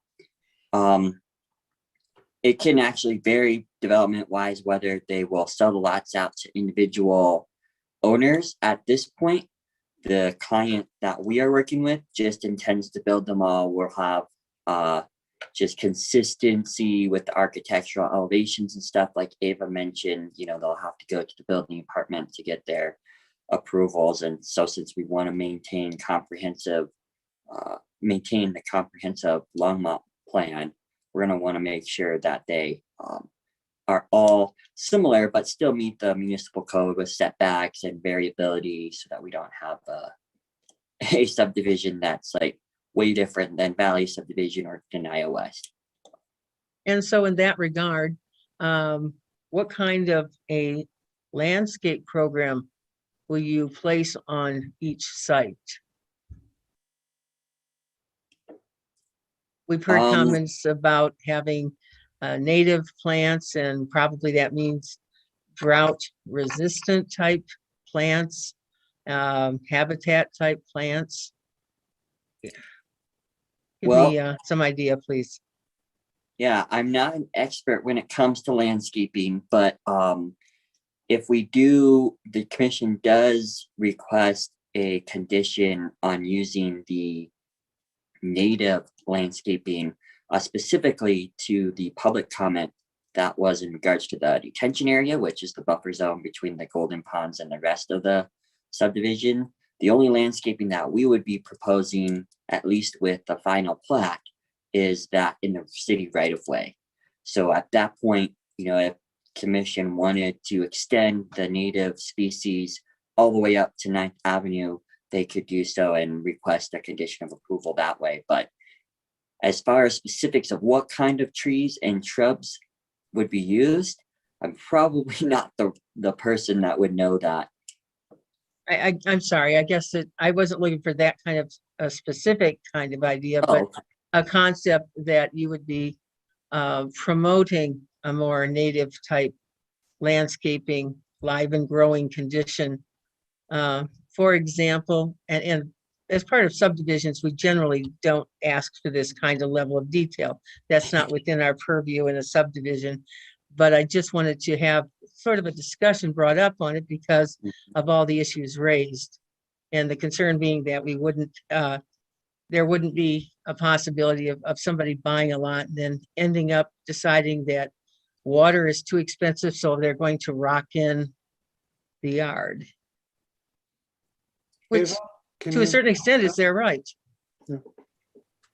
Eva? Chair Nick, thank you. I just want to make sure, I don't want to go off the rails here. I want to make sure we're all staying together here. There's a couple things we're talking about, and make sure we're all in order.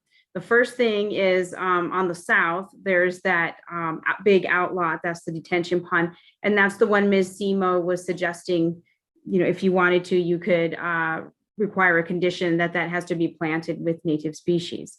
That goes in $1. I think Commissioner Flagg's general question was, what's going to happen with the individual lots and how will those be planted? Or correct me if I'm wrong, but I thought that was what you were getting at.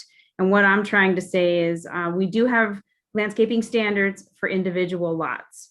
So to Commissioner Flagg's point, the landscaping on the south side and then the landscape buffers up on the north, they're going to have to set up an HOA because they would be responsible for ownership and maintenance of those landscaping areas. Okay, and the master developer would have to build the site, put in the streets, the utilities and everything, and put in that landscaping.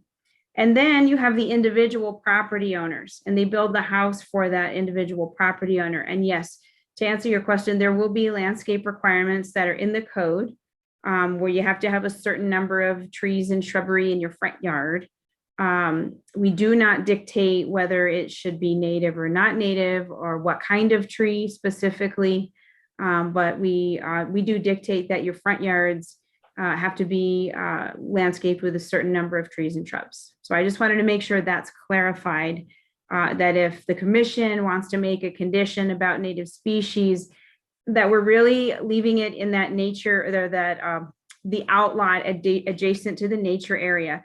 And the reason I say that is there's also going to be obviously a tree lawn that's required for the new street that comes in. And the city has very specific standards about what can go in our public right of way.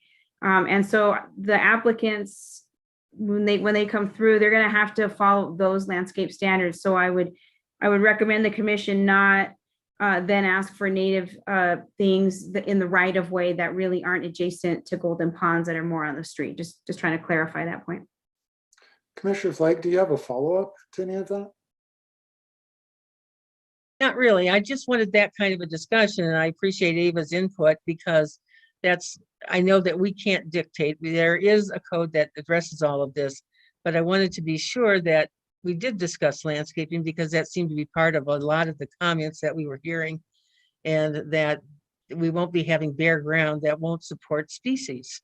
Right. And so there will be some ability for species to survive. Thank you. Commissioner Height. Thank you. I want to follow up on some of your comments, Chair Chernak, which is the irony, so to speak, of what Golden Ponds actually is. Not to undercut or belay the fact that it is a robust and rich natural environmental area now. It nonetheless is the result of heavy industrial sand and gravel mining. They are man-made. They're useful now, but their origin is heavy industrial activity. My next question, though, maybe it's to Ava, maybe it's to Chris, I don't know. What is the city's policy on shallow groundwater? There are homeowners to the east in unincorporated Boulder County, which, apparently have been impacted by the, I guess, construction maybe of the sewer line, that the city maybe did some well digging, at least that's what was reported in one of the letters. What's our position on, the interruption of shallow groundwater? As Commissioner Height and Chairman Chernak, as you indicated, there is shallow groundwater in this location.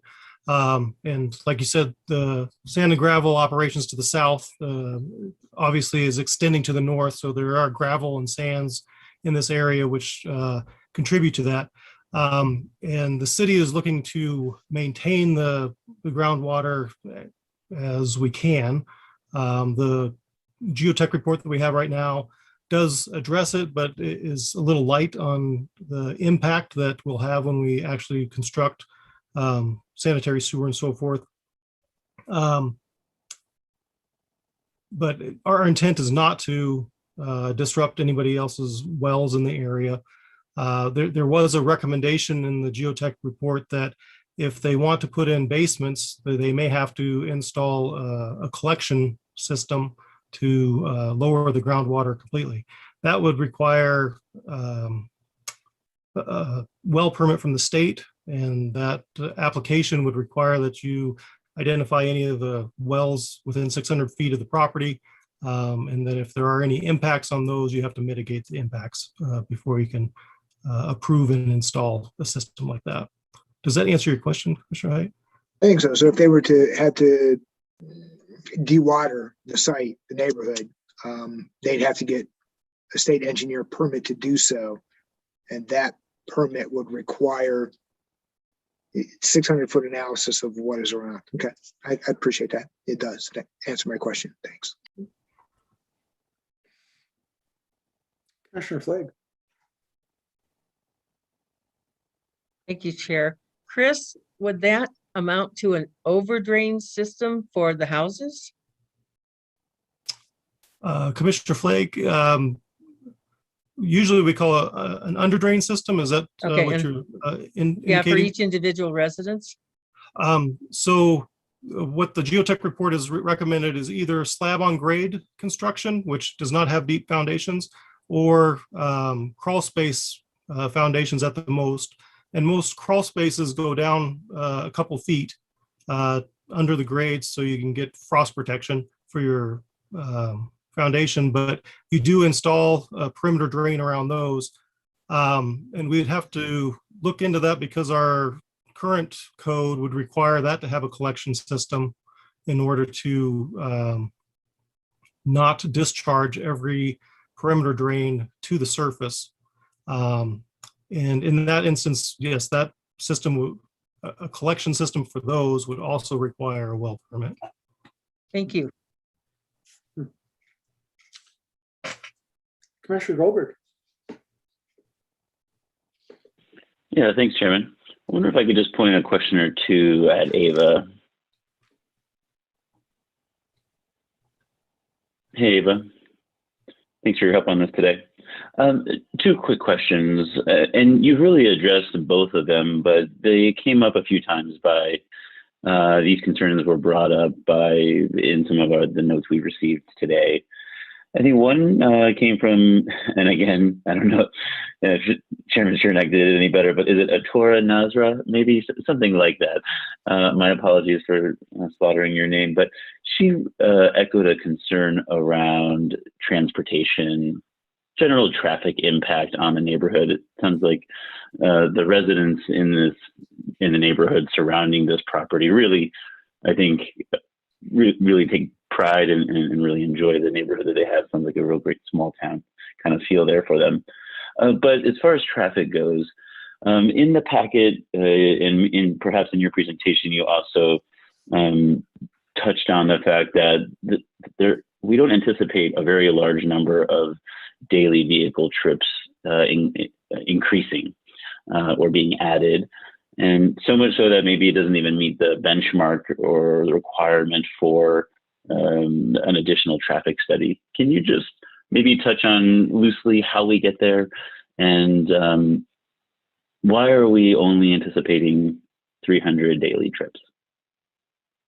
Sure, Commissioner Goldberg. So we did a trip generation memo. I know there was a traffic study done with the annexation. With this low amount of dwelling units, it's only going to generate about 300 and something, some change, 332 daily vehicle trips.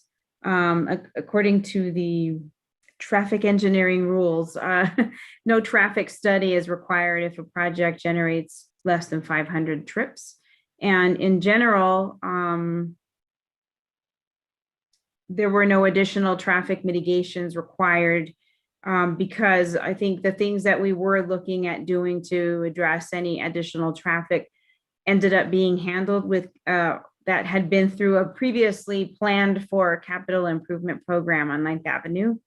And Chris can speak to that part, but that's all I have. I think that's great, Chris. I don't want to cut you off, but Ava, one more thing that jumps out to me on the packet that might be read a little funny is that the applicant is the one that provides the traffic study. That might sound a little bit like, aren't they advocating for themselves? But it seems like the city does have to approve or review that traffic study, and we have to give the thumbs up on that. Is that true? Correct, Commissioner Goldberg. The way it works is, these can be very expensive and time consuming, and we only have a limited amount of city staff. So we can't personally go out and study every potential development that comes in. So the applicant, that's a cost of doing business. That's a cost they have to bear. They have to hire the consultant, a third-party consultant, and turn in a report to the city. We do then have city traffic engineers here who evaluate that traffic study through our development review process. Oftentimes we'll get a study and they will mark it up and they will redline it. And then we'll send it back to them, to the traffic engineering consultant, and we'll say, we need to rework this report. We found all these errors. So we do quality control check those traffic studies that come into us. Great, thanks. I think then given all the line of questioning from Chairman Chernak and the others, I'm down to just one last question. I think it was Jenny Gerschneider Lopez that just mentioned peace and quiet. It was included on the letter that was, what would you call it, a chain email that was sent out that we received several times from many different folks. But this also seems to be a recurring theme, preserving the neighborhood vibe. However, on the presentation that you had today, I think you touched on the fact that we have 29 properties going in, but actually code would allow many more than that, maybe up to 56 units. when I think about peace and quiet and preserving, the neighborhood feel, I just wonder if you could speak to what could be going in on this lot of land could be something much more dense with more vehicles, with more impacts to traffic. But given the application in front of us really only includes about half of what could go in there, this might be a desirable option in this part of town. Do you have any just general thoughts on that? Am I reading that right? My general thoughts are, again, the city council brought this property in not long ago, and they brought it in as single family residential to be developed that way. They didn't zone it open space. They didn't zone it agricultural. They zoned it single family residential, which gives the landowner certain property rights. So they do have the right to develop with single family homes. And again, our comprehensive plan allows up to 8 units per acre. So you are correct. Potentially, if they wanted to, if they could somehow make it fit with all the other requirements from public works engineering and stormwater, they could potentially put in 56 units. But they are not, they're doing 29. And that's pretty consistent with the concept plan that was submitted to city council as well at time of annexation. Great, thanks, Ava. I appreciate your help. Commissioner Teta. As a follow-up to that for Ava, I had a question. Ava just mentioned that the council brought the property in as single-family residential. How does that square with the old comp plan and Envision 2020? Because that was at the request of the applicant, right? Commissioner Teta, I don't have the old comprehensive plan from before 2016 in front of me. But I think that what was applied for was consistent with what is in our Envision Longmont plan. Again, we designate properties that aren't even in our city.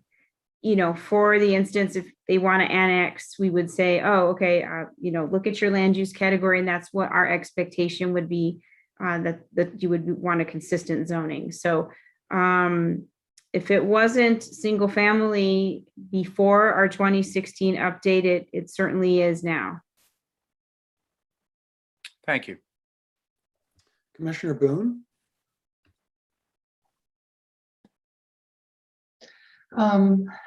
Thank you, Chair Shernick. I have 2 questions for Ava, please. Just for my own knowledge, do you know the general age of the Valley subdivision to the west? And question number 2, there are several parcels to the east of this proposal, between this proposal and the Denio subdivision to the east, that currently, my understanding is they are not annexed. And I can foresee in the future, probably in the near future, once this one goes through, that those may come through with a similar proposal, and we're going to be in a similar situation, looking at similar issues on those properties. So if you could just address those 2 things, I'd appreciate it. Thank you. Yes, Commissioner Boone, the Valley subdivision was constructed in 1984, so it's been around for a while. And your second question, I'm sorry, it was something regarding the Boulder County properties to the east. And what was the specific question? Maybe it's beyond our discussion, but it appears that once this one goes through, that those properties may follow a similar path to this one, considering that they have the Valley subdivision on the west and Denio on the east. It's kind of an infill pocket that might go the same route. Do you see that happening in the near future? Or do we just don't know at this point? So Commissioner Boone, annexations are property owner driven. So we wouldn't be initiating that. So it would be up to the next property owner to the east and whether they want to annex. And if they don't, then the other owners wouldn't be able to, because you've got to have contiguity with City of Longmont limits. So there's no way of knowing what each individual property owner's plans are for their property, but it would be owner driven. Sure, thank you. Commissioner Poland, I think, had your hand up earlier. Yeah, Commissioner Teta kind of asked a question I was going to ask, and I was hoping to get maybe a little more information, and that was on the prior comprehension plan.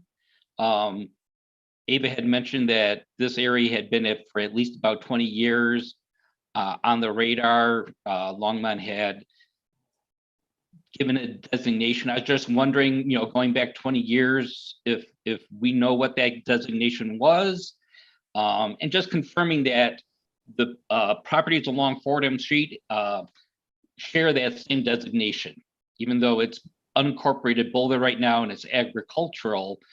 How does Longmont see those properties along Fordham? Commissioner Poland, I do not have my historical comprehensive plan map with me because I'm at home, so I can't tell you what it was before 2016. If you'll give me 5 seconds, I'll go grab my comp plan map and tell you, but I'm pretty sure they're consistent. But if you just bear with me, I'll be right back. I appreciate that. Yep. Sure. And then I'm just going to also give some of my initial thoughts. And I know that, and I understand that the people along Fordham Street are currently have a agricultural, a open, I'm not going to call it an open space, but a undeveloped space just to the west of them. But when I look at this area as a totality, we have the Valley Park subdivision to the west. And when I look at the density of those houses, especially the houses along the eastern border, this subdivision that is being contemplated appears to be almost twice as wide as most of those lots. And then when I look to the Golden Pond Estates to the east of them, it appears that they'll be roughly about the same kind of density as the Golden Estate subdivision.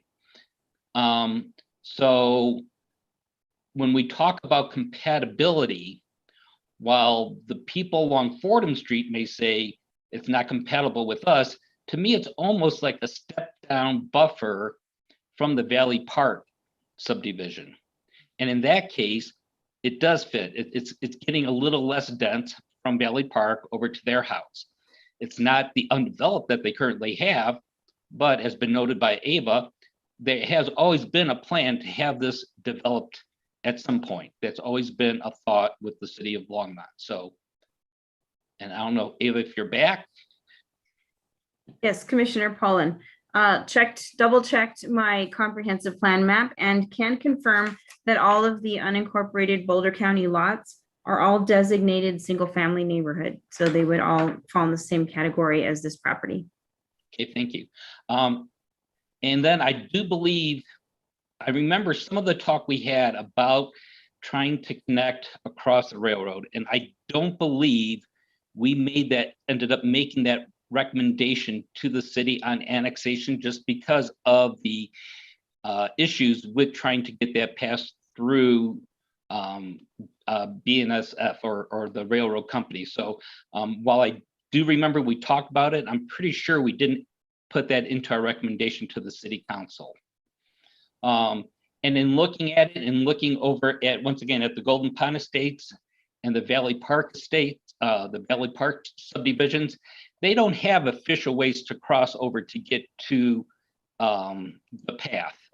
When you look at a map, there's a couple unofficial crossings, but nothing official. And I would not expect us, therefore, to recommend an official crossing here. And then another concern from Adam was with the setback from the Golden Ponds, the one thing I noted is when I looked at the preliminary plat, the drainage area, that area to the south, is actually noted as being 153 feet wide. So it's approximately, from what I can tell from what the map shows, from the railroad to the end boundary of the detention pond is 153 feet. So that's more than 150 feet that we would have for a riparian setback anyway. So to me, that shouldn't be a concern. So that was some of my initial thoughts. I guess the one thing outstanding I still would like to maybe debate more with the commission is if we should go ahead and ask for a updated natural life survey during a spring summertime period. Thank you, Commissioner Pullen. I have a couple of questions, and then it sounds like maybe we're getting to a discussion about conditions and decision. This actually goes back to Ms. Naswat's comments about the pedestrian and vehicular traffic and its effect on young families.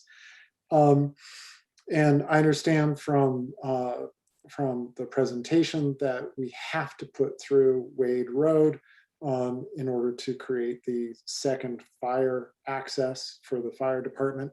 So it must connect, and therefore that loops the traffic through.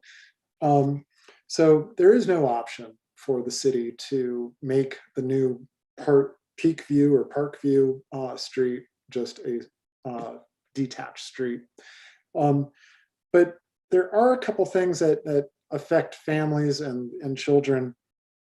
One is that if I remember right, and this would be a question for Ava, or possibly for Mr. Jemenden, I believe in the BNSF letter, they want a 6-foot fence to block people from being able to cross those tracks. That fence, I assume, would be on the south side of the south drainage area. I mean, it would literally be up against as close as you could get to the tracks. Or would it actually block people from getting to that detention area? Where would a fence like that for BNSF's point of view go in? Well, Chair, I don't think we've gotten into those details with the railroad, but my assumption is it would be on the south side of that outlot abutting their tracks. I don't know why they would prohibit people from using the open space. Right. It's not, they're just there. They don't want people jumping the tracks, but. Right. And so that being open space, I think it was also in your report, Ava, that there's a pocket park over in the Valley subdivision. You said it was within a certain distance. Is that requirement for its proximity as the crow flies, or as one would actually walk? Because it looks like from the aerial views that you have to walk around a bunch of built houses. You can't just cut straight across to it. So does it meet the city criteria as one would walk, or is it just measuring off a map? Chair Shernick, yes, good question. Yeah, so for the edification of the others, residential developments over a certain number of units are required to provide their own internal pocket park, but you're exempted from that if you're within a quarter mile of an existing city neighborhood park, which the Valley Park is a city neighborhood park. And I believe the code says it has to be within 1,320 feet of walking distance. And so I used my measuring tool on the computer and did that analysis and verified it. Okay, so it is within that 1,300 feet. But this takes us kind of back to the discussion about whether that detention area could be natural vegetation, which might be nice for wildlife, but maybe it would be better if that detention area, when it's not wet and soggy, would be landscaped in a way that kids could use. Back to Ms. Naswat's point. Maybe this is a question for Mr. Jimenden. Do you have a vision yet as to what you all think that detention area looks like and what its use for the residents might be?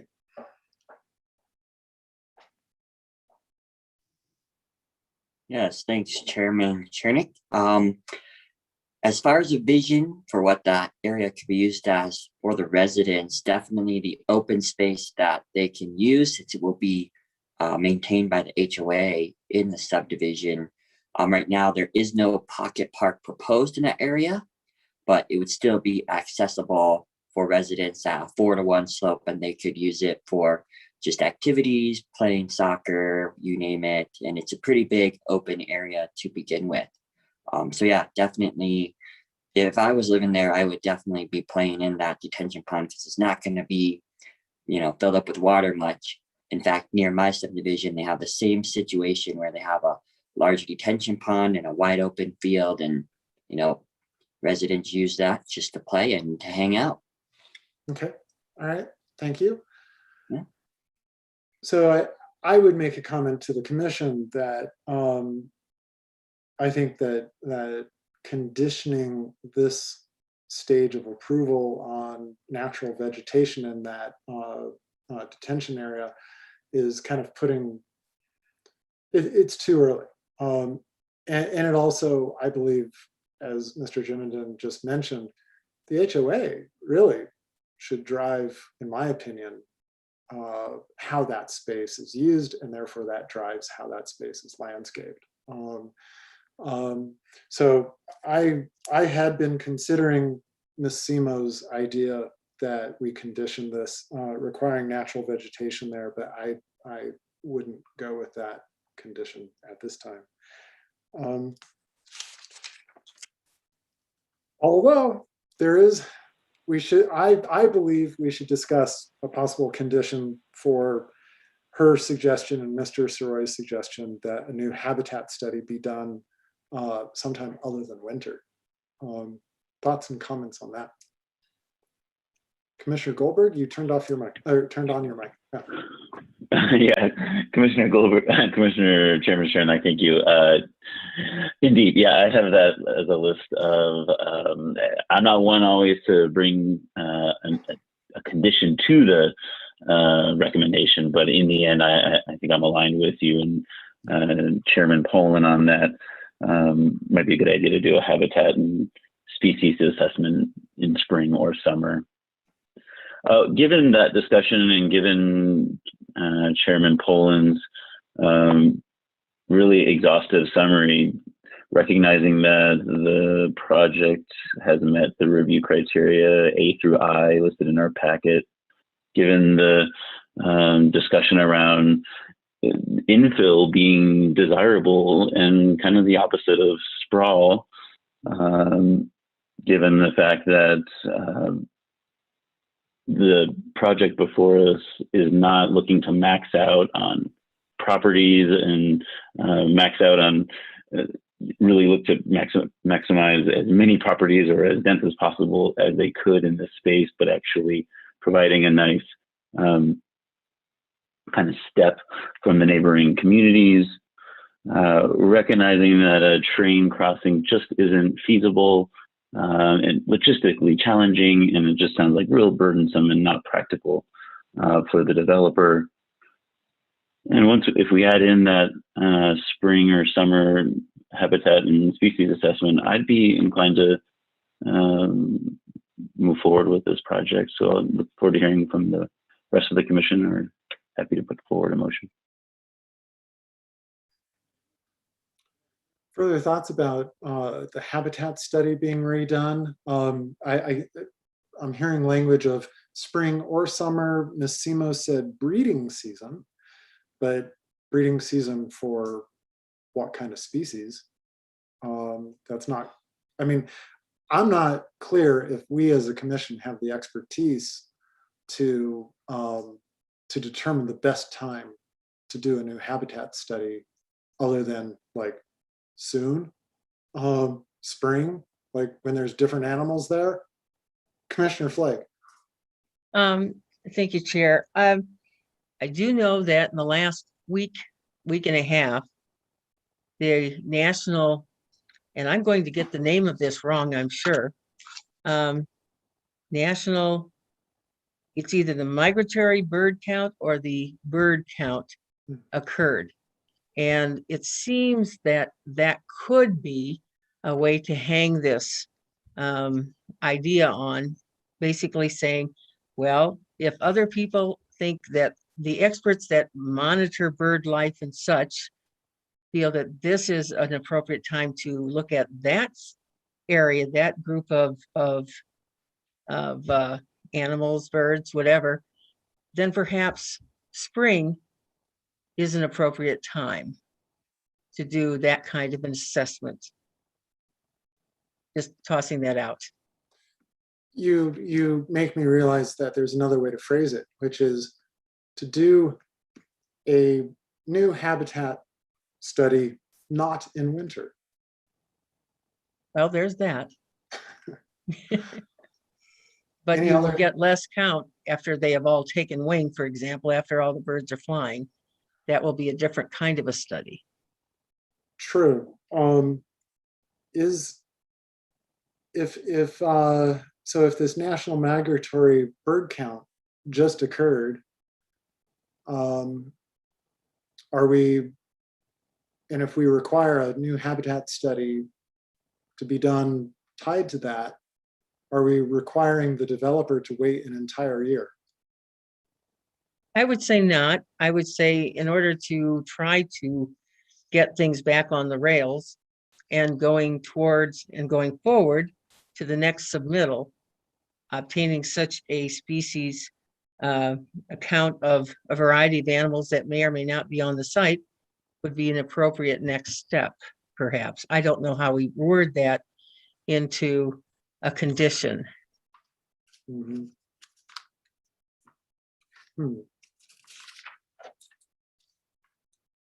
Any thoughts, any ideas?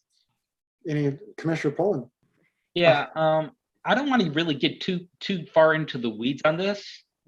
I think if we say a summertime, if we give a June, July timeframe, something that is almost like opposite of the winter, I'd be happy with something like that. I'm sure that at different times through the spring, through the summer, through the fall, through the winter, you're going to have different animals, different birds at different times. What I would like to do though is try to encompass some kind of middle ground. Okay, they did it in the winter. Let's now do it in the summer. We got kind of like a bookend of the year then. Okay. So, and given the fact that condition 3 is they have to submit a migratory bird nesting survey and have it completed within 1 week of construction activities when they begin, if it's between March and August, that's something else that's going to happen per the condition. So if we just say do a wildlife survey, the other half of the year to take care of, a book into the year, I'd be happy with something like that. Okay. Commissioner Height? Yeah, I was going to address that too. Current condition 1.53 indicates to try to address migratory bird issues, that if there's construction activity between March and August 31st, which I'm assuming bookends when migratory birds would be nesting, that they would do an assessment. So that would kind of cover that. I note, looking at the ecological resource survey, that was completed January 14th of last year. If you did that 6 months later in June of this year, that would allow them to get the report done and have it at 6 month polar opposites from one another, and to cover the not winter with a more specific deadline, 6 months hence. So that would kind of be my suggestion, is that they redo the survey or update their survey in June. Ava, you had popped in really fast with your hand up.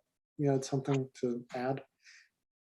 Chair Shernick, I think it was just addressed. I just wanted to remind, I couldn't remember if you were kind of discussing about when to study, what to study. And I just want to remind the commission that staff had added a condition of approval, noting that the applicant should be required to do the migratory bird study, which is pretty boilerplate for us when we have development projects. And if there are any bird nests within the vicinity, we have to do mitigation. Excuse me. So actually, Ava, I'm sorry you're having a coughing fit right now. Hopefully you can still hear me.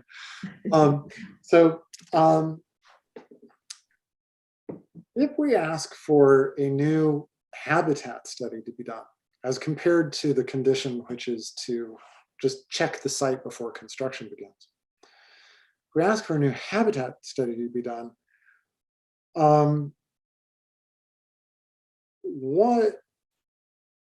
okay, so it's done. What does the staff do based on that new report? I mean, it's not as if, I mean, would you come back to us? I mean, what do you do with it? Like, is there any point in redoing it if it doesn't change the process overall, I guess is the question.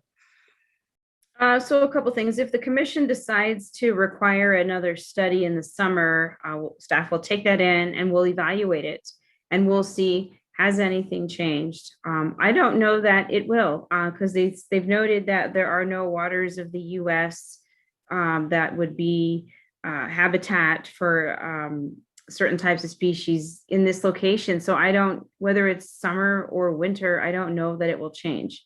If there's no prairie dogs in the winter, if there's no holes in the winter, I don't know that there's going to be holes in the summer. You know what I'm saying? So, so I don't know. You can certainly require it and we can look at it and evaluate it. I personally don't know that it's going to change the outcome much, or that it will change the fact that it has said that it found no federally or state protected species.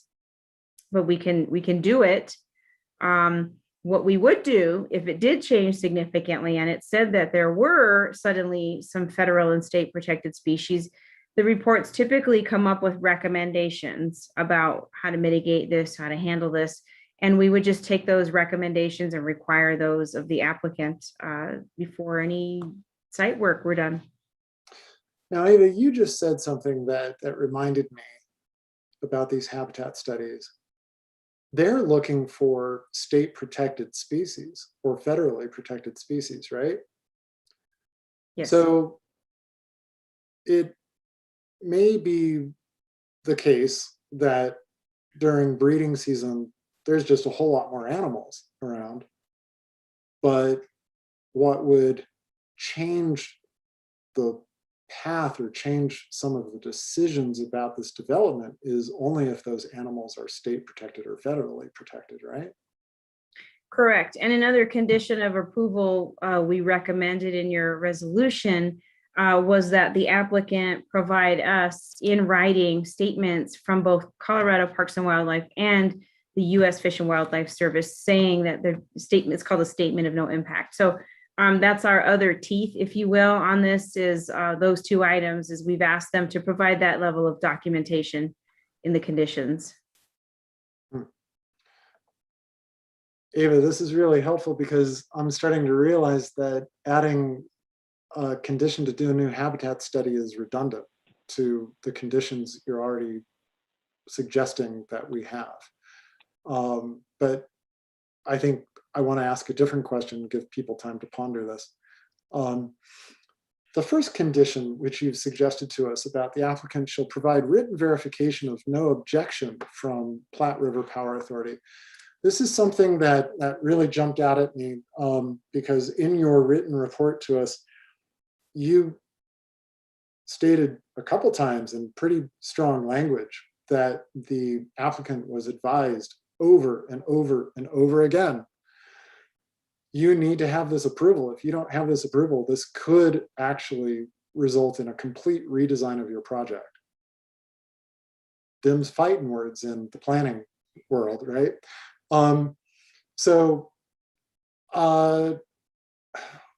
Why is Platte River not responding? I mean, are we, if Platte River doesn't respond, or if they do come back and say, no, you can't build there, and it does result in a complete redesign, what happens to this project? So Chair Shernick, I will let Colin answer the question about Platte River, because I know that he's been attempting to get that information from them. And that onus is on the applicant. It's not on us at the city to go get that permission. It's the property owner's job. But to answer your second question, what if they came back and said, no, we don't approve of you being around our easement? It would obviously require some kind of redesign of this whole subdivision layout. And if it does, and what we've told the applicant many times is, if this project got approved with this condition, and then later Platte River comes back and says, no, can't do this, gonna have to redesign, move around, work around us. What we've told the applicant is then you're gonna have to go back to Planning and Zoning Commission to review and approve your preliminary plat, because we could do minor changes, little changes, but here and there, but not something significantly different. It would have to come back to this commission for approval. Okay, and that process that you just described of it coming back through us is inherent in that condition statement. It's understood that if that condition's not met, that process kicks in. Correct. Process. Okay. All right. Mr. Jimenden, could you let us know how it's going with Platte River?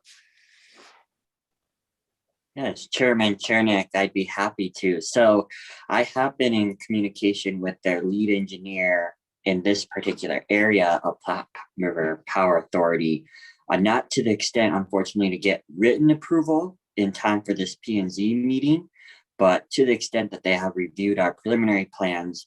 They know we are proposing lots right against their easement. They've since asked us to add a note to the preliminary plat that says no fencing will be allowed in our 15-foot electrical easement.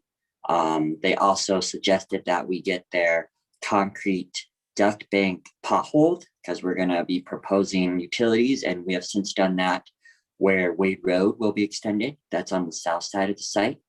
And also enough communication, I have a couple of drawings from them on their planning profiles. And actually today, I heard back from my main contact saying he was retiring and passing the information off to another guy, which I will be in contact with in the next couple of weeks to hopefully get a sign off from them, and maybe even add a signature block on the construction drawings itself for Platte River Power Authority. So from my perspective, we don't want to obviously have to go back to preliminary plat if we can avoid that, right? So, but we're confident that Platte River Power Authority knows what we're doing.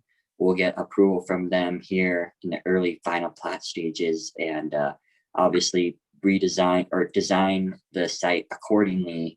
And as such, that's why the retaining wall is where it is on the east side of the property and the road crossing. So yeah, I'm confident we're on the right path. Hopefully that answers your question. Yeah, it sure does. Thank you. You've made a lot of progress compared to what was in our report, where you just couldn't even raise a response from it. So thank you for that. I appreciate that. Okay, so commissioners, we've been talking about possible more conditions. Or does somebody want to make a motion? Commissioner Goldberg.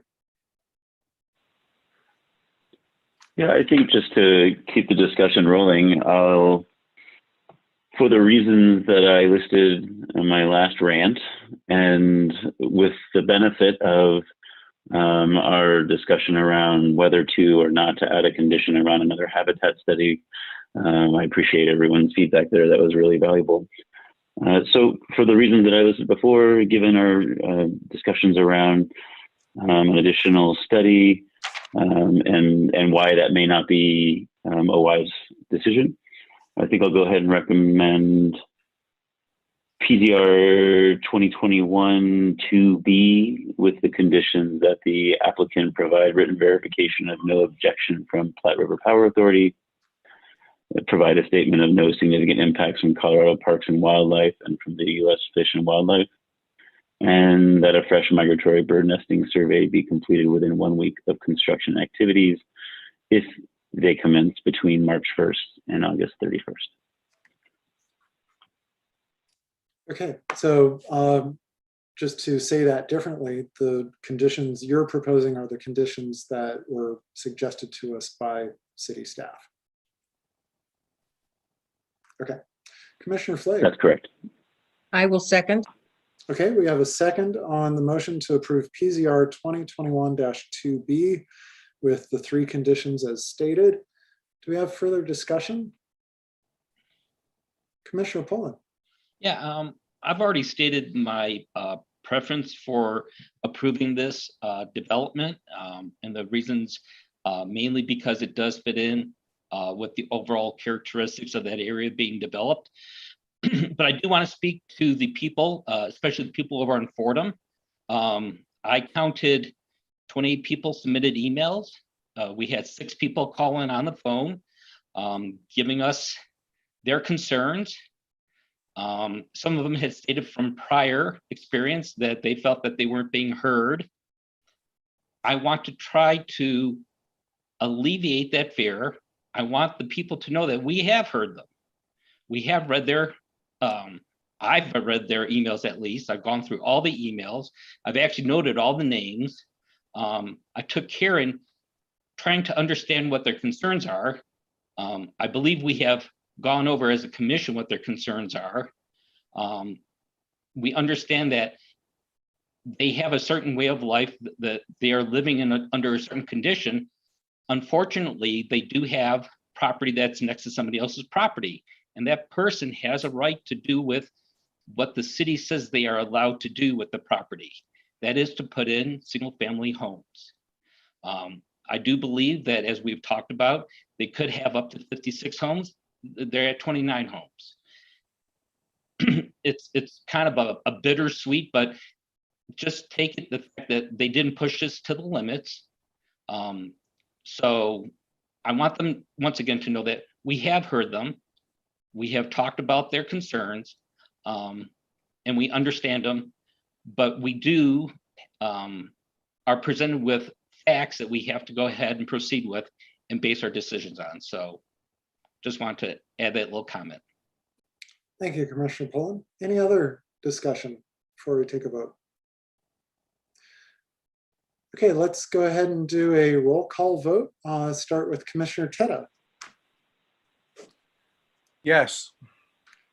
Commissioner Boone. I vote yes. Commissioner Height. Aye. Commissioner Pullen. Yes. Commissioner Goldberg. Aye. Commissioner Flake. Aye. And I will also vote yes. So Jane, that passes unanimously, 7-0. And we have a statement to make here. This item now enters a 7-day appeal period. During this time, any aggrieved party may appeal the commission's decision by submitting a written appeal letter stating why the Planning and Zoning Commission's decision should be amended or reversed by City Council. All appeals must be in writing and must be received in the City Clerk's office and the Planning Office within the 7-day appeal period, which begins Thursday, April 22 at 8 a.m. and ends Wednesday, April 28 at 5 p.m. Ava, thank you so much, as always, for all of your help walking us through these complicated projects. Mr. Jimenden and all of the other members of your team who are here tonight, thank you for your presentation and answering all of our questions. We have more on our agenda. And the next thing is our final call for any public comment. So we have our slide up. If you want to comment on anything, please call 1-888-788-0099. When prompted, enter the meeting ID 851-1747-9665.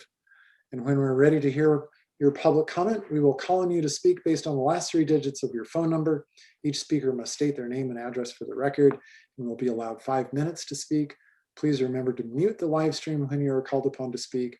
To do this, we need 5 minutes to get set up. So we will be back at 10:14.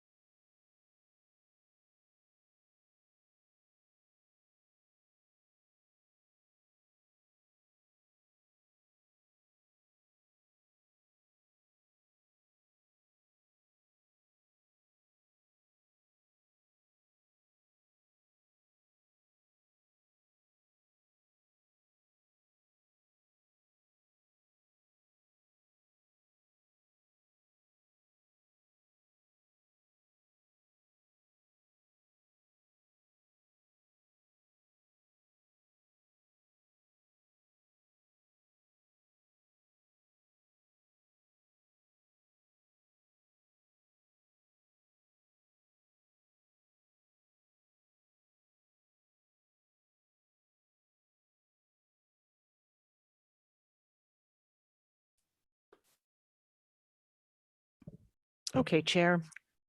Let's give our live stream a few seconds to get caught up. Okay.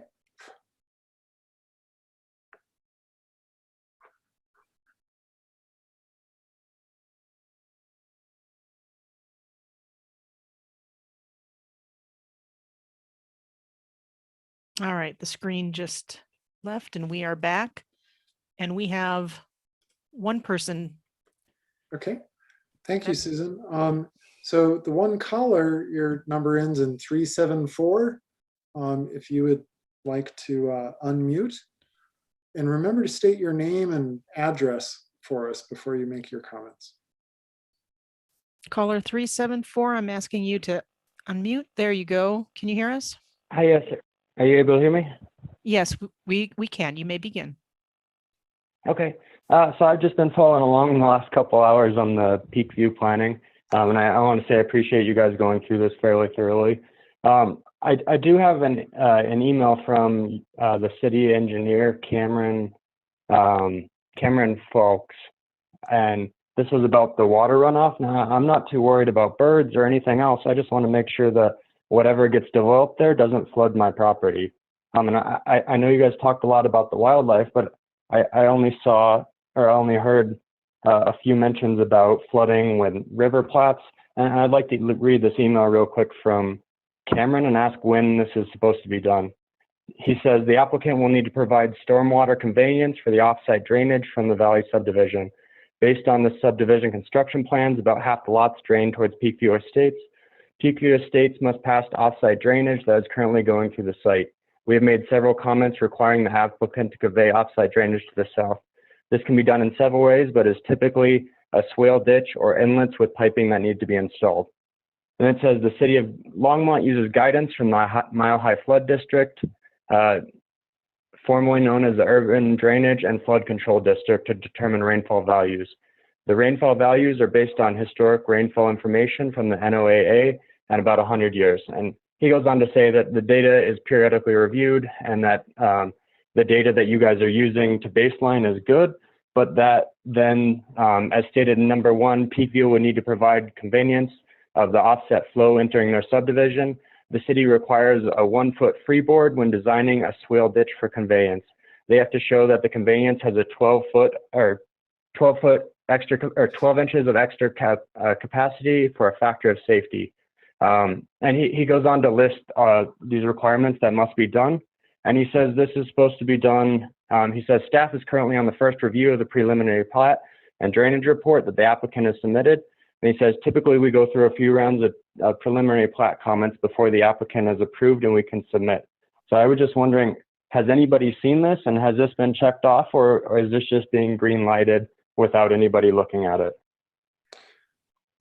Sir, this comment period is not really a question and answer period, but I really appreciate you reading the email, and that goes into our official record of this meeting. And of course we have the YouTube recording of this meeting as well. There's still a couple spots on our agenda right after your phone call where we have an opportunity to discuss as a commission more things that are just brought up by commissioners and also the planning director. So keep watching, okay? But thank you very much for making these comments. It's now in our official record. Thank you. I appreciate it. And I realize I forgot to state my name. It's Samuel Kemp, and I live at 816 Hayden Court. Okay. Thank you, sir. Okay. Thank you. We will close the public hearing. And items from the commission is our next agenda item. First off, I just want to say we all got an email reminder from Jane about there's a diagonal highway project that is asking for input about first and last mile. So look for her email and help out with your expertise. Of course, thank you to Susan and to Jane for handling all the behind the scenes technicalities tonight. I can't do it without you. And we still have Ava here. Ava, I would actually like to ask you, given the public comment we just heard, if you have any input about that. Definitely, Chair Shernick. His comment letter is in our system. And he was one of the first people that commented, or the only person that commented when this application initially came in. I think I briefly touched on it in my presentation, and I mentioned that He really had a lot of detailed questions about the drainage, and I put him in touch with Cameron Fowles, who's our drainage engineer reviewing this. And as you heard, Cameron gave him a very detailed explanation about our very methodical process. Unfortunately, after the public hearing ended, Chris Huffer, his supervisor, jumped off. He could have stated much more eloquently how this process works. But in general, it has to meet all of our standards, as you know, and our design standards for the city of Longmont, and our drainage standards. And so to my knowledge, again, on a preliminary plat, we don't tighten the details. We make sure as an overall concept, the drainage will work. And then as we go into what's called public improvement plans, which come with a final plat, that's where we get into that level of detail where Cameron will be asking Rocky Ridge Engineering, as you met Colin, to really detail out the specifics of that. That would be a requirement for any approval. Okay, so our caller could continue to stay in touch with Cameron and follow up on the nitty-gritty details. Yes, Chair Shernick, that's correct. They can always contact Cameron or myself at any time, and we're happy to walk them through the process and show and share the plans. Okay, great. Thank you so much, Ava. Any items from our council representative, Aaron Rodriguez? No comments at this time, but thank you all so much for your hard work. Another long and thorough meeting. Thank you. Thank you, sir. Items from our Planning and Development Services Director, Glenn Van Nimwegen.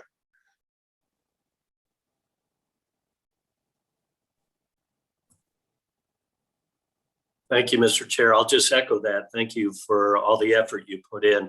I did want to mention it's been a little while since we met, and we are actually at 100% staffed up in the planning division. And our most recent staff member is Hannah Mulroy, and she comes to us from Lake County, Illinois. And she will be our environmental and sustainability planner. So she will live within section 15.05.020 and section 15.05.030, which is all habitat and riparian protection. So hopefully in the near future, she'll be before you and making a presentation. But that's the only thing I wanted to mention, other than we do have a meeting scheduled for May 19th. So plan on that. Okay, sounds great. Thank you, Glenn. I really appreciate it. Seeing nothing else, nobody's like waving their arms madly. The next item on the agenda is adjournment. Oh wait, Teresa Tate, did you have something to say, Teresa? Yep.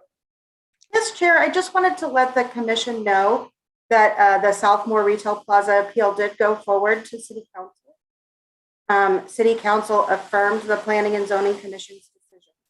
So just wanted to provide that information. Thank you. So that was what we heard in February, correct? Yes, sir, that's correct.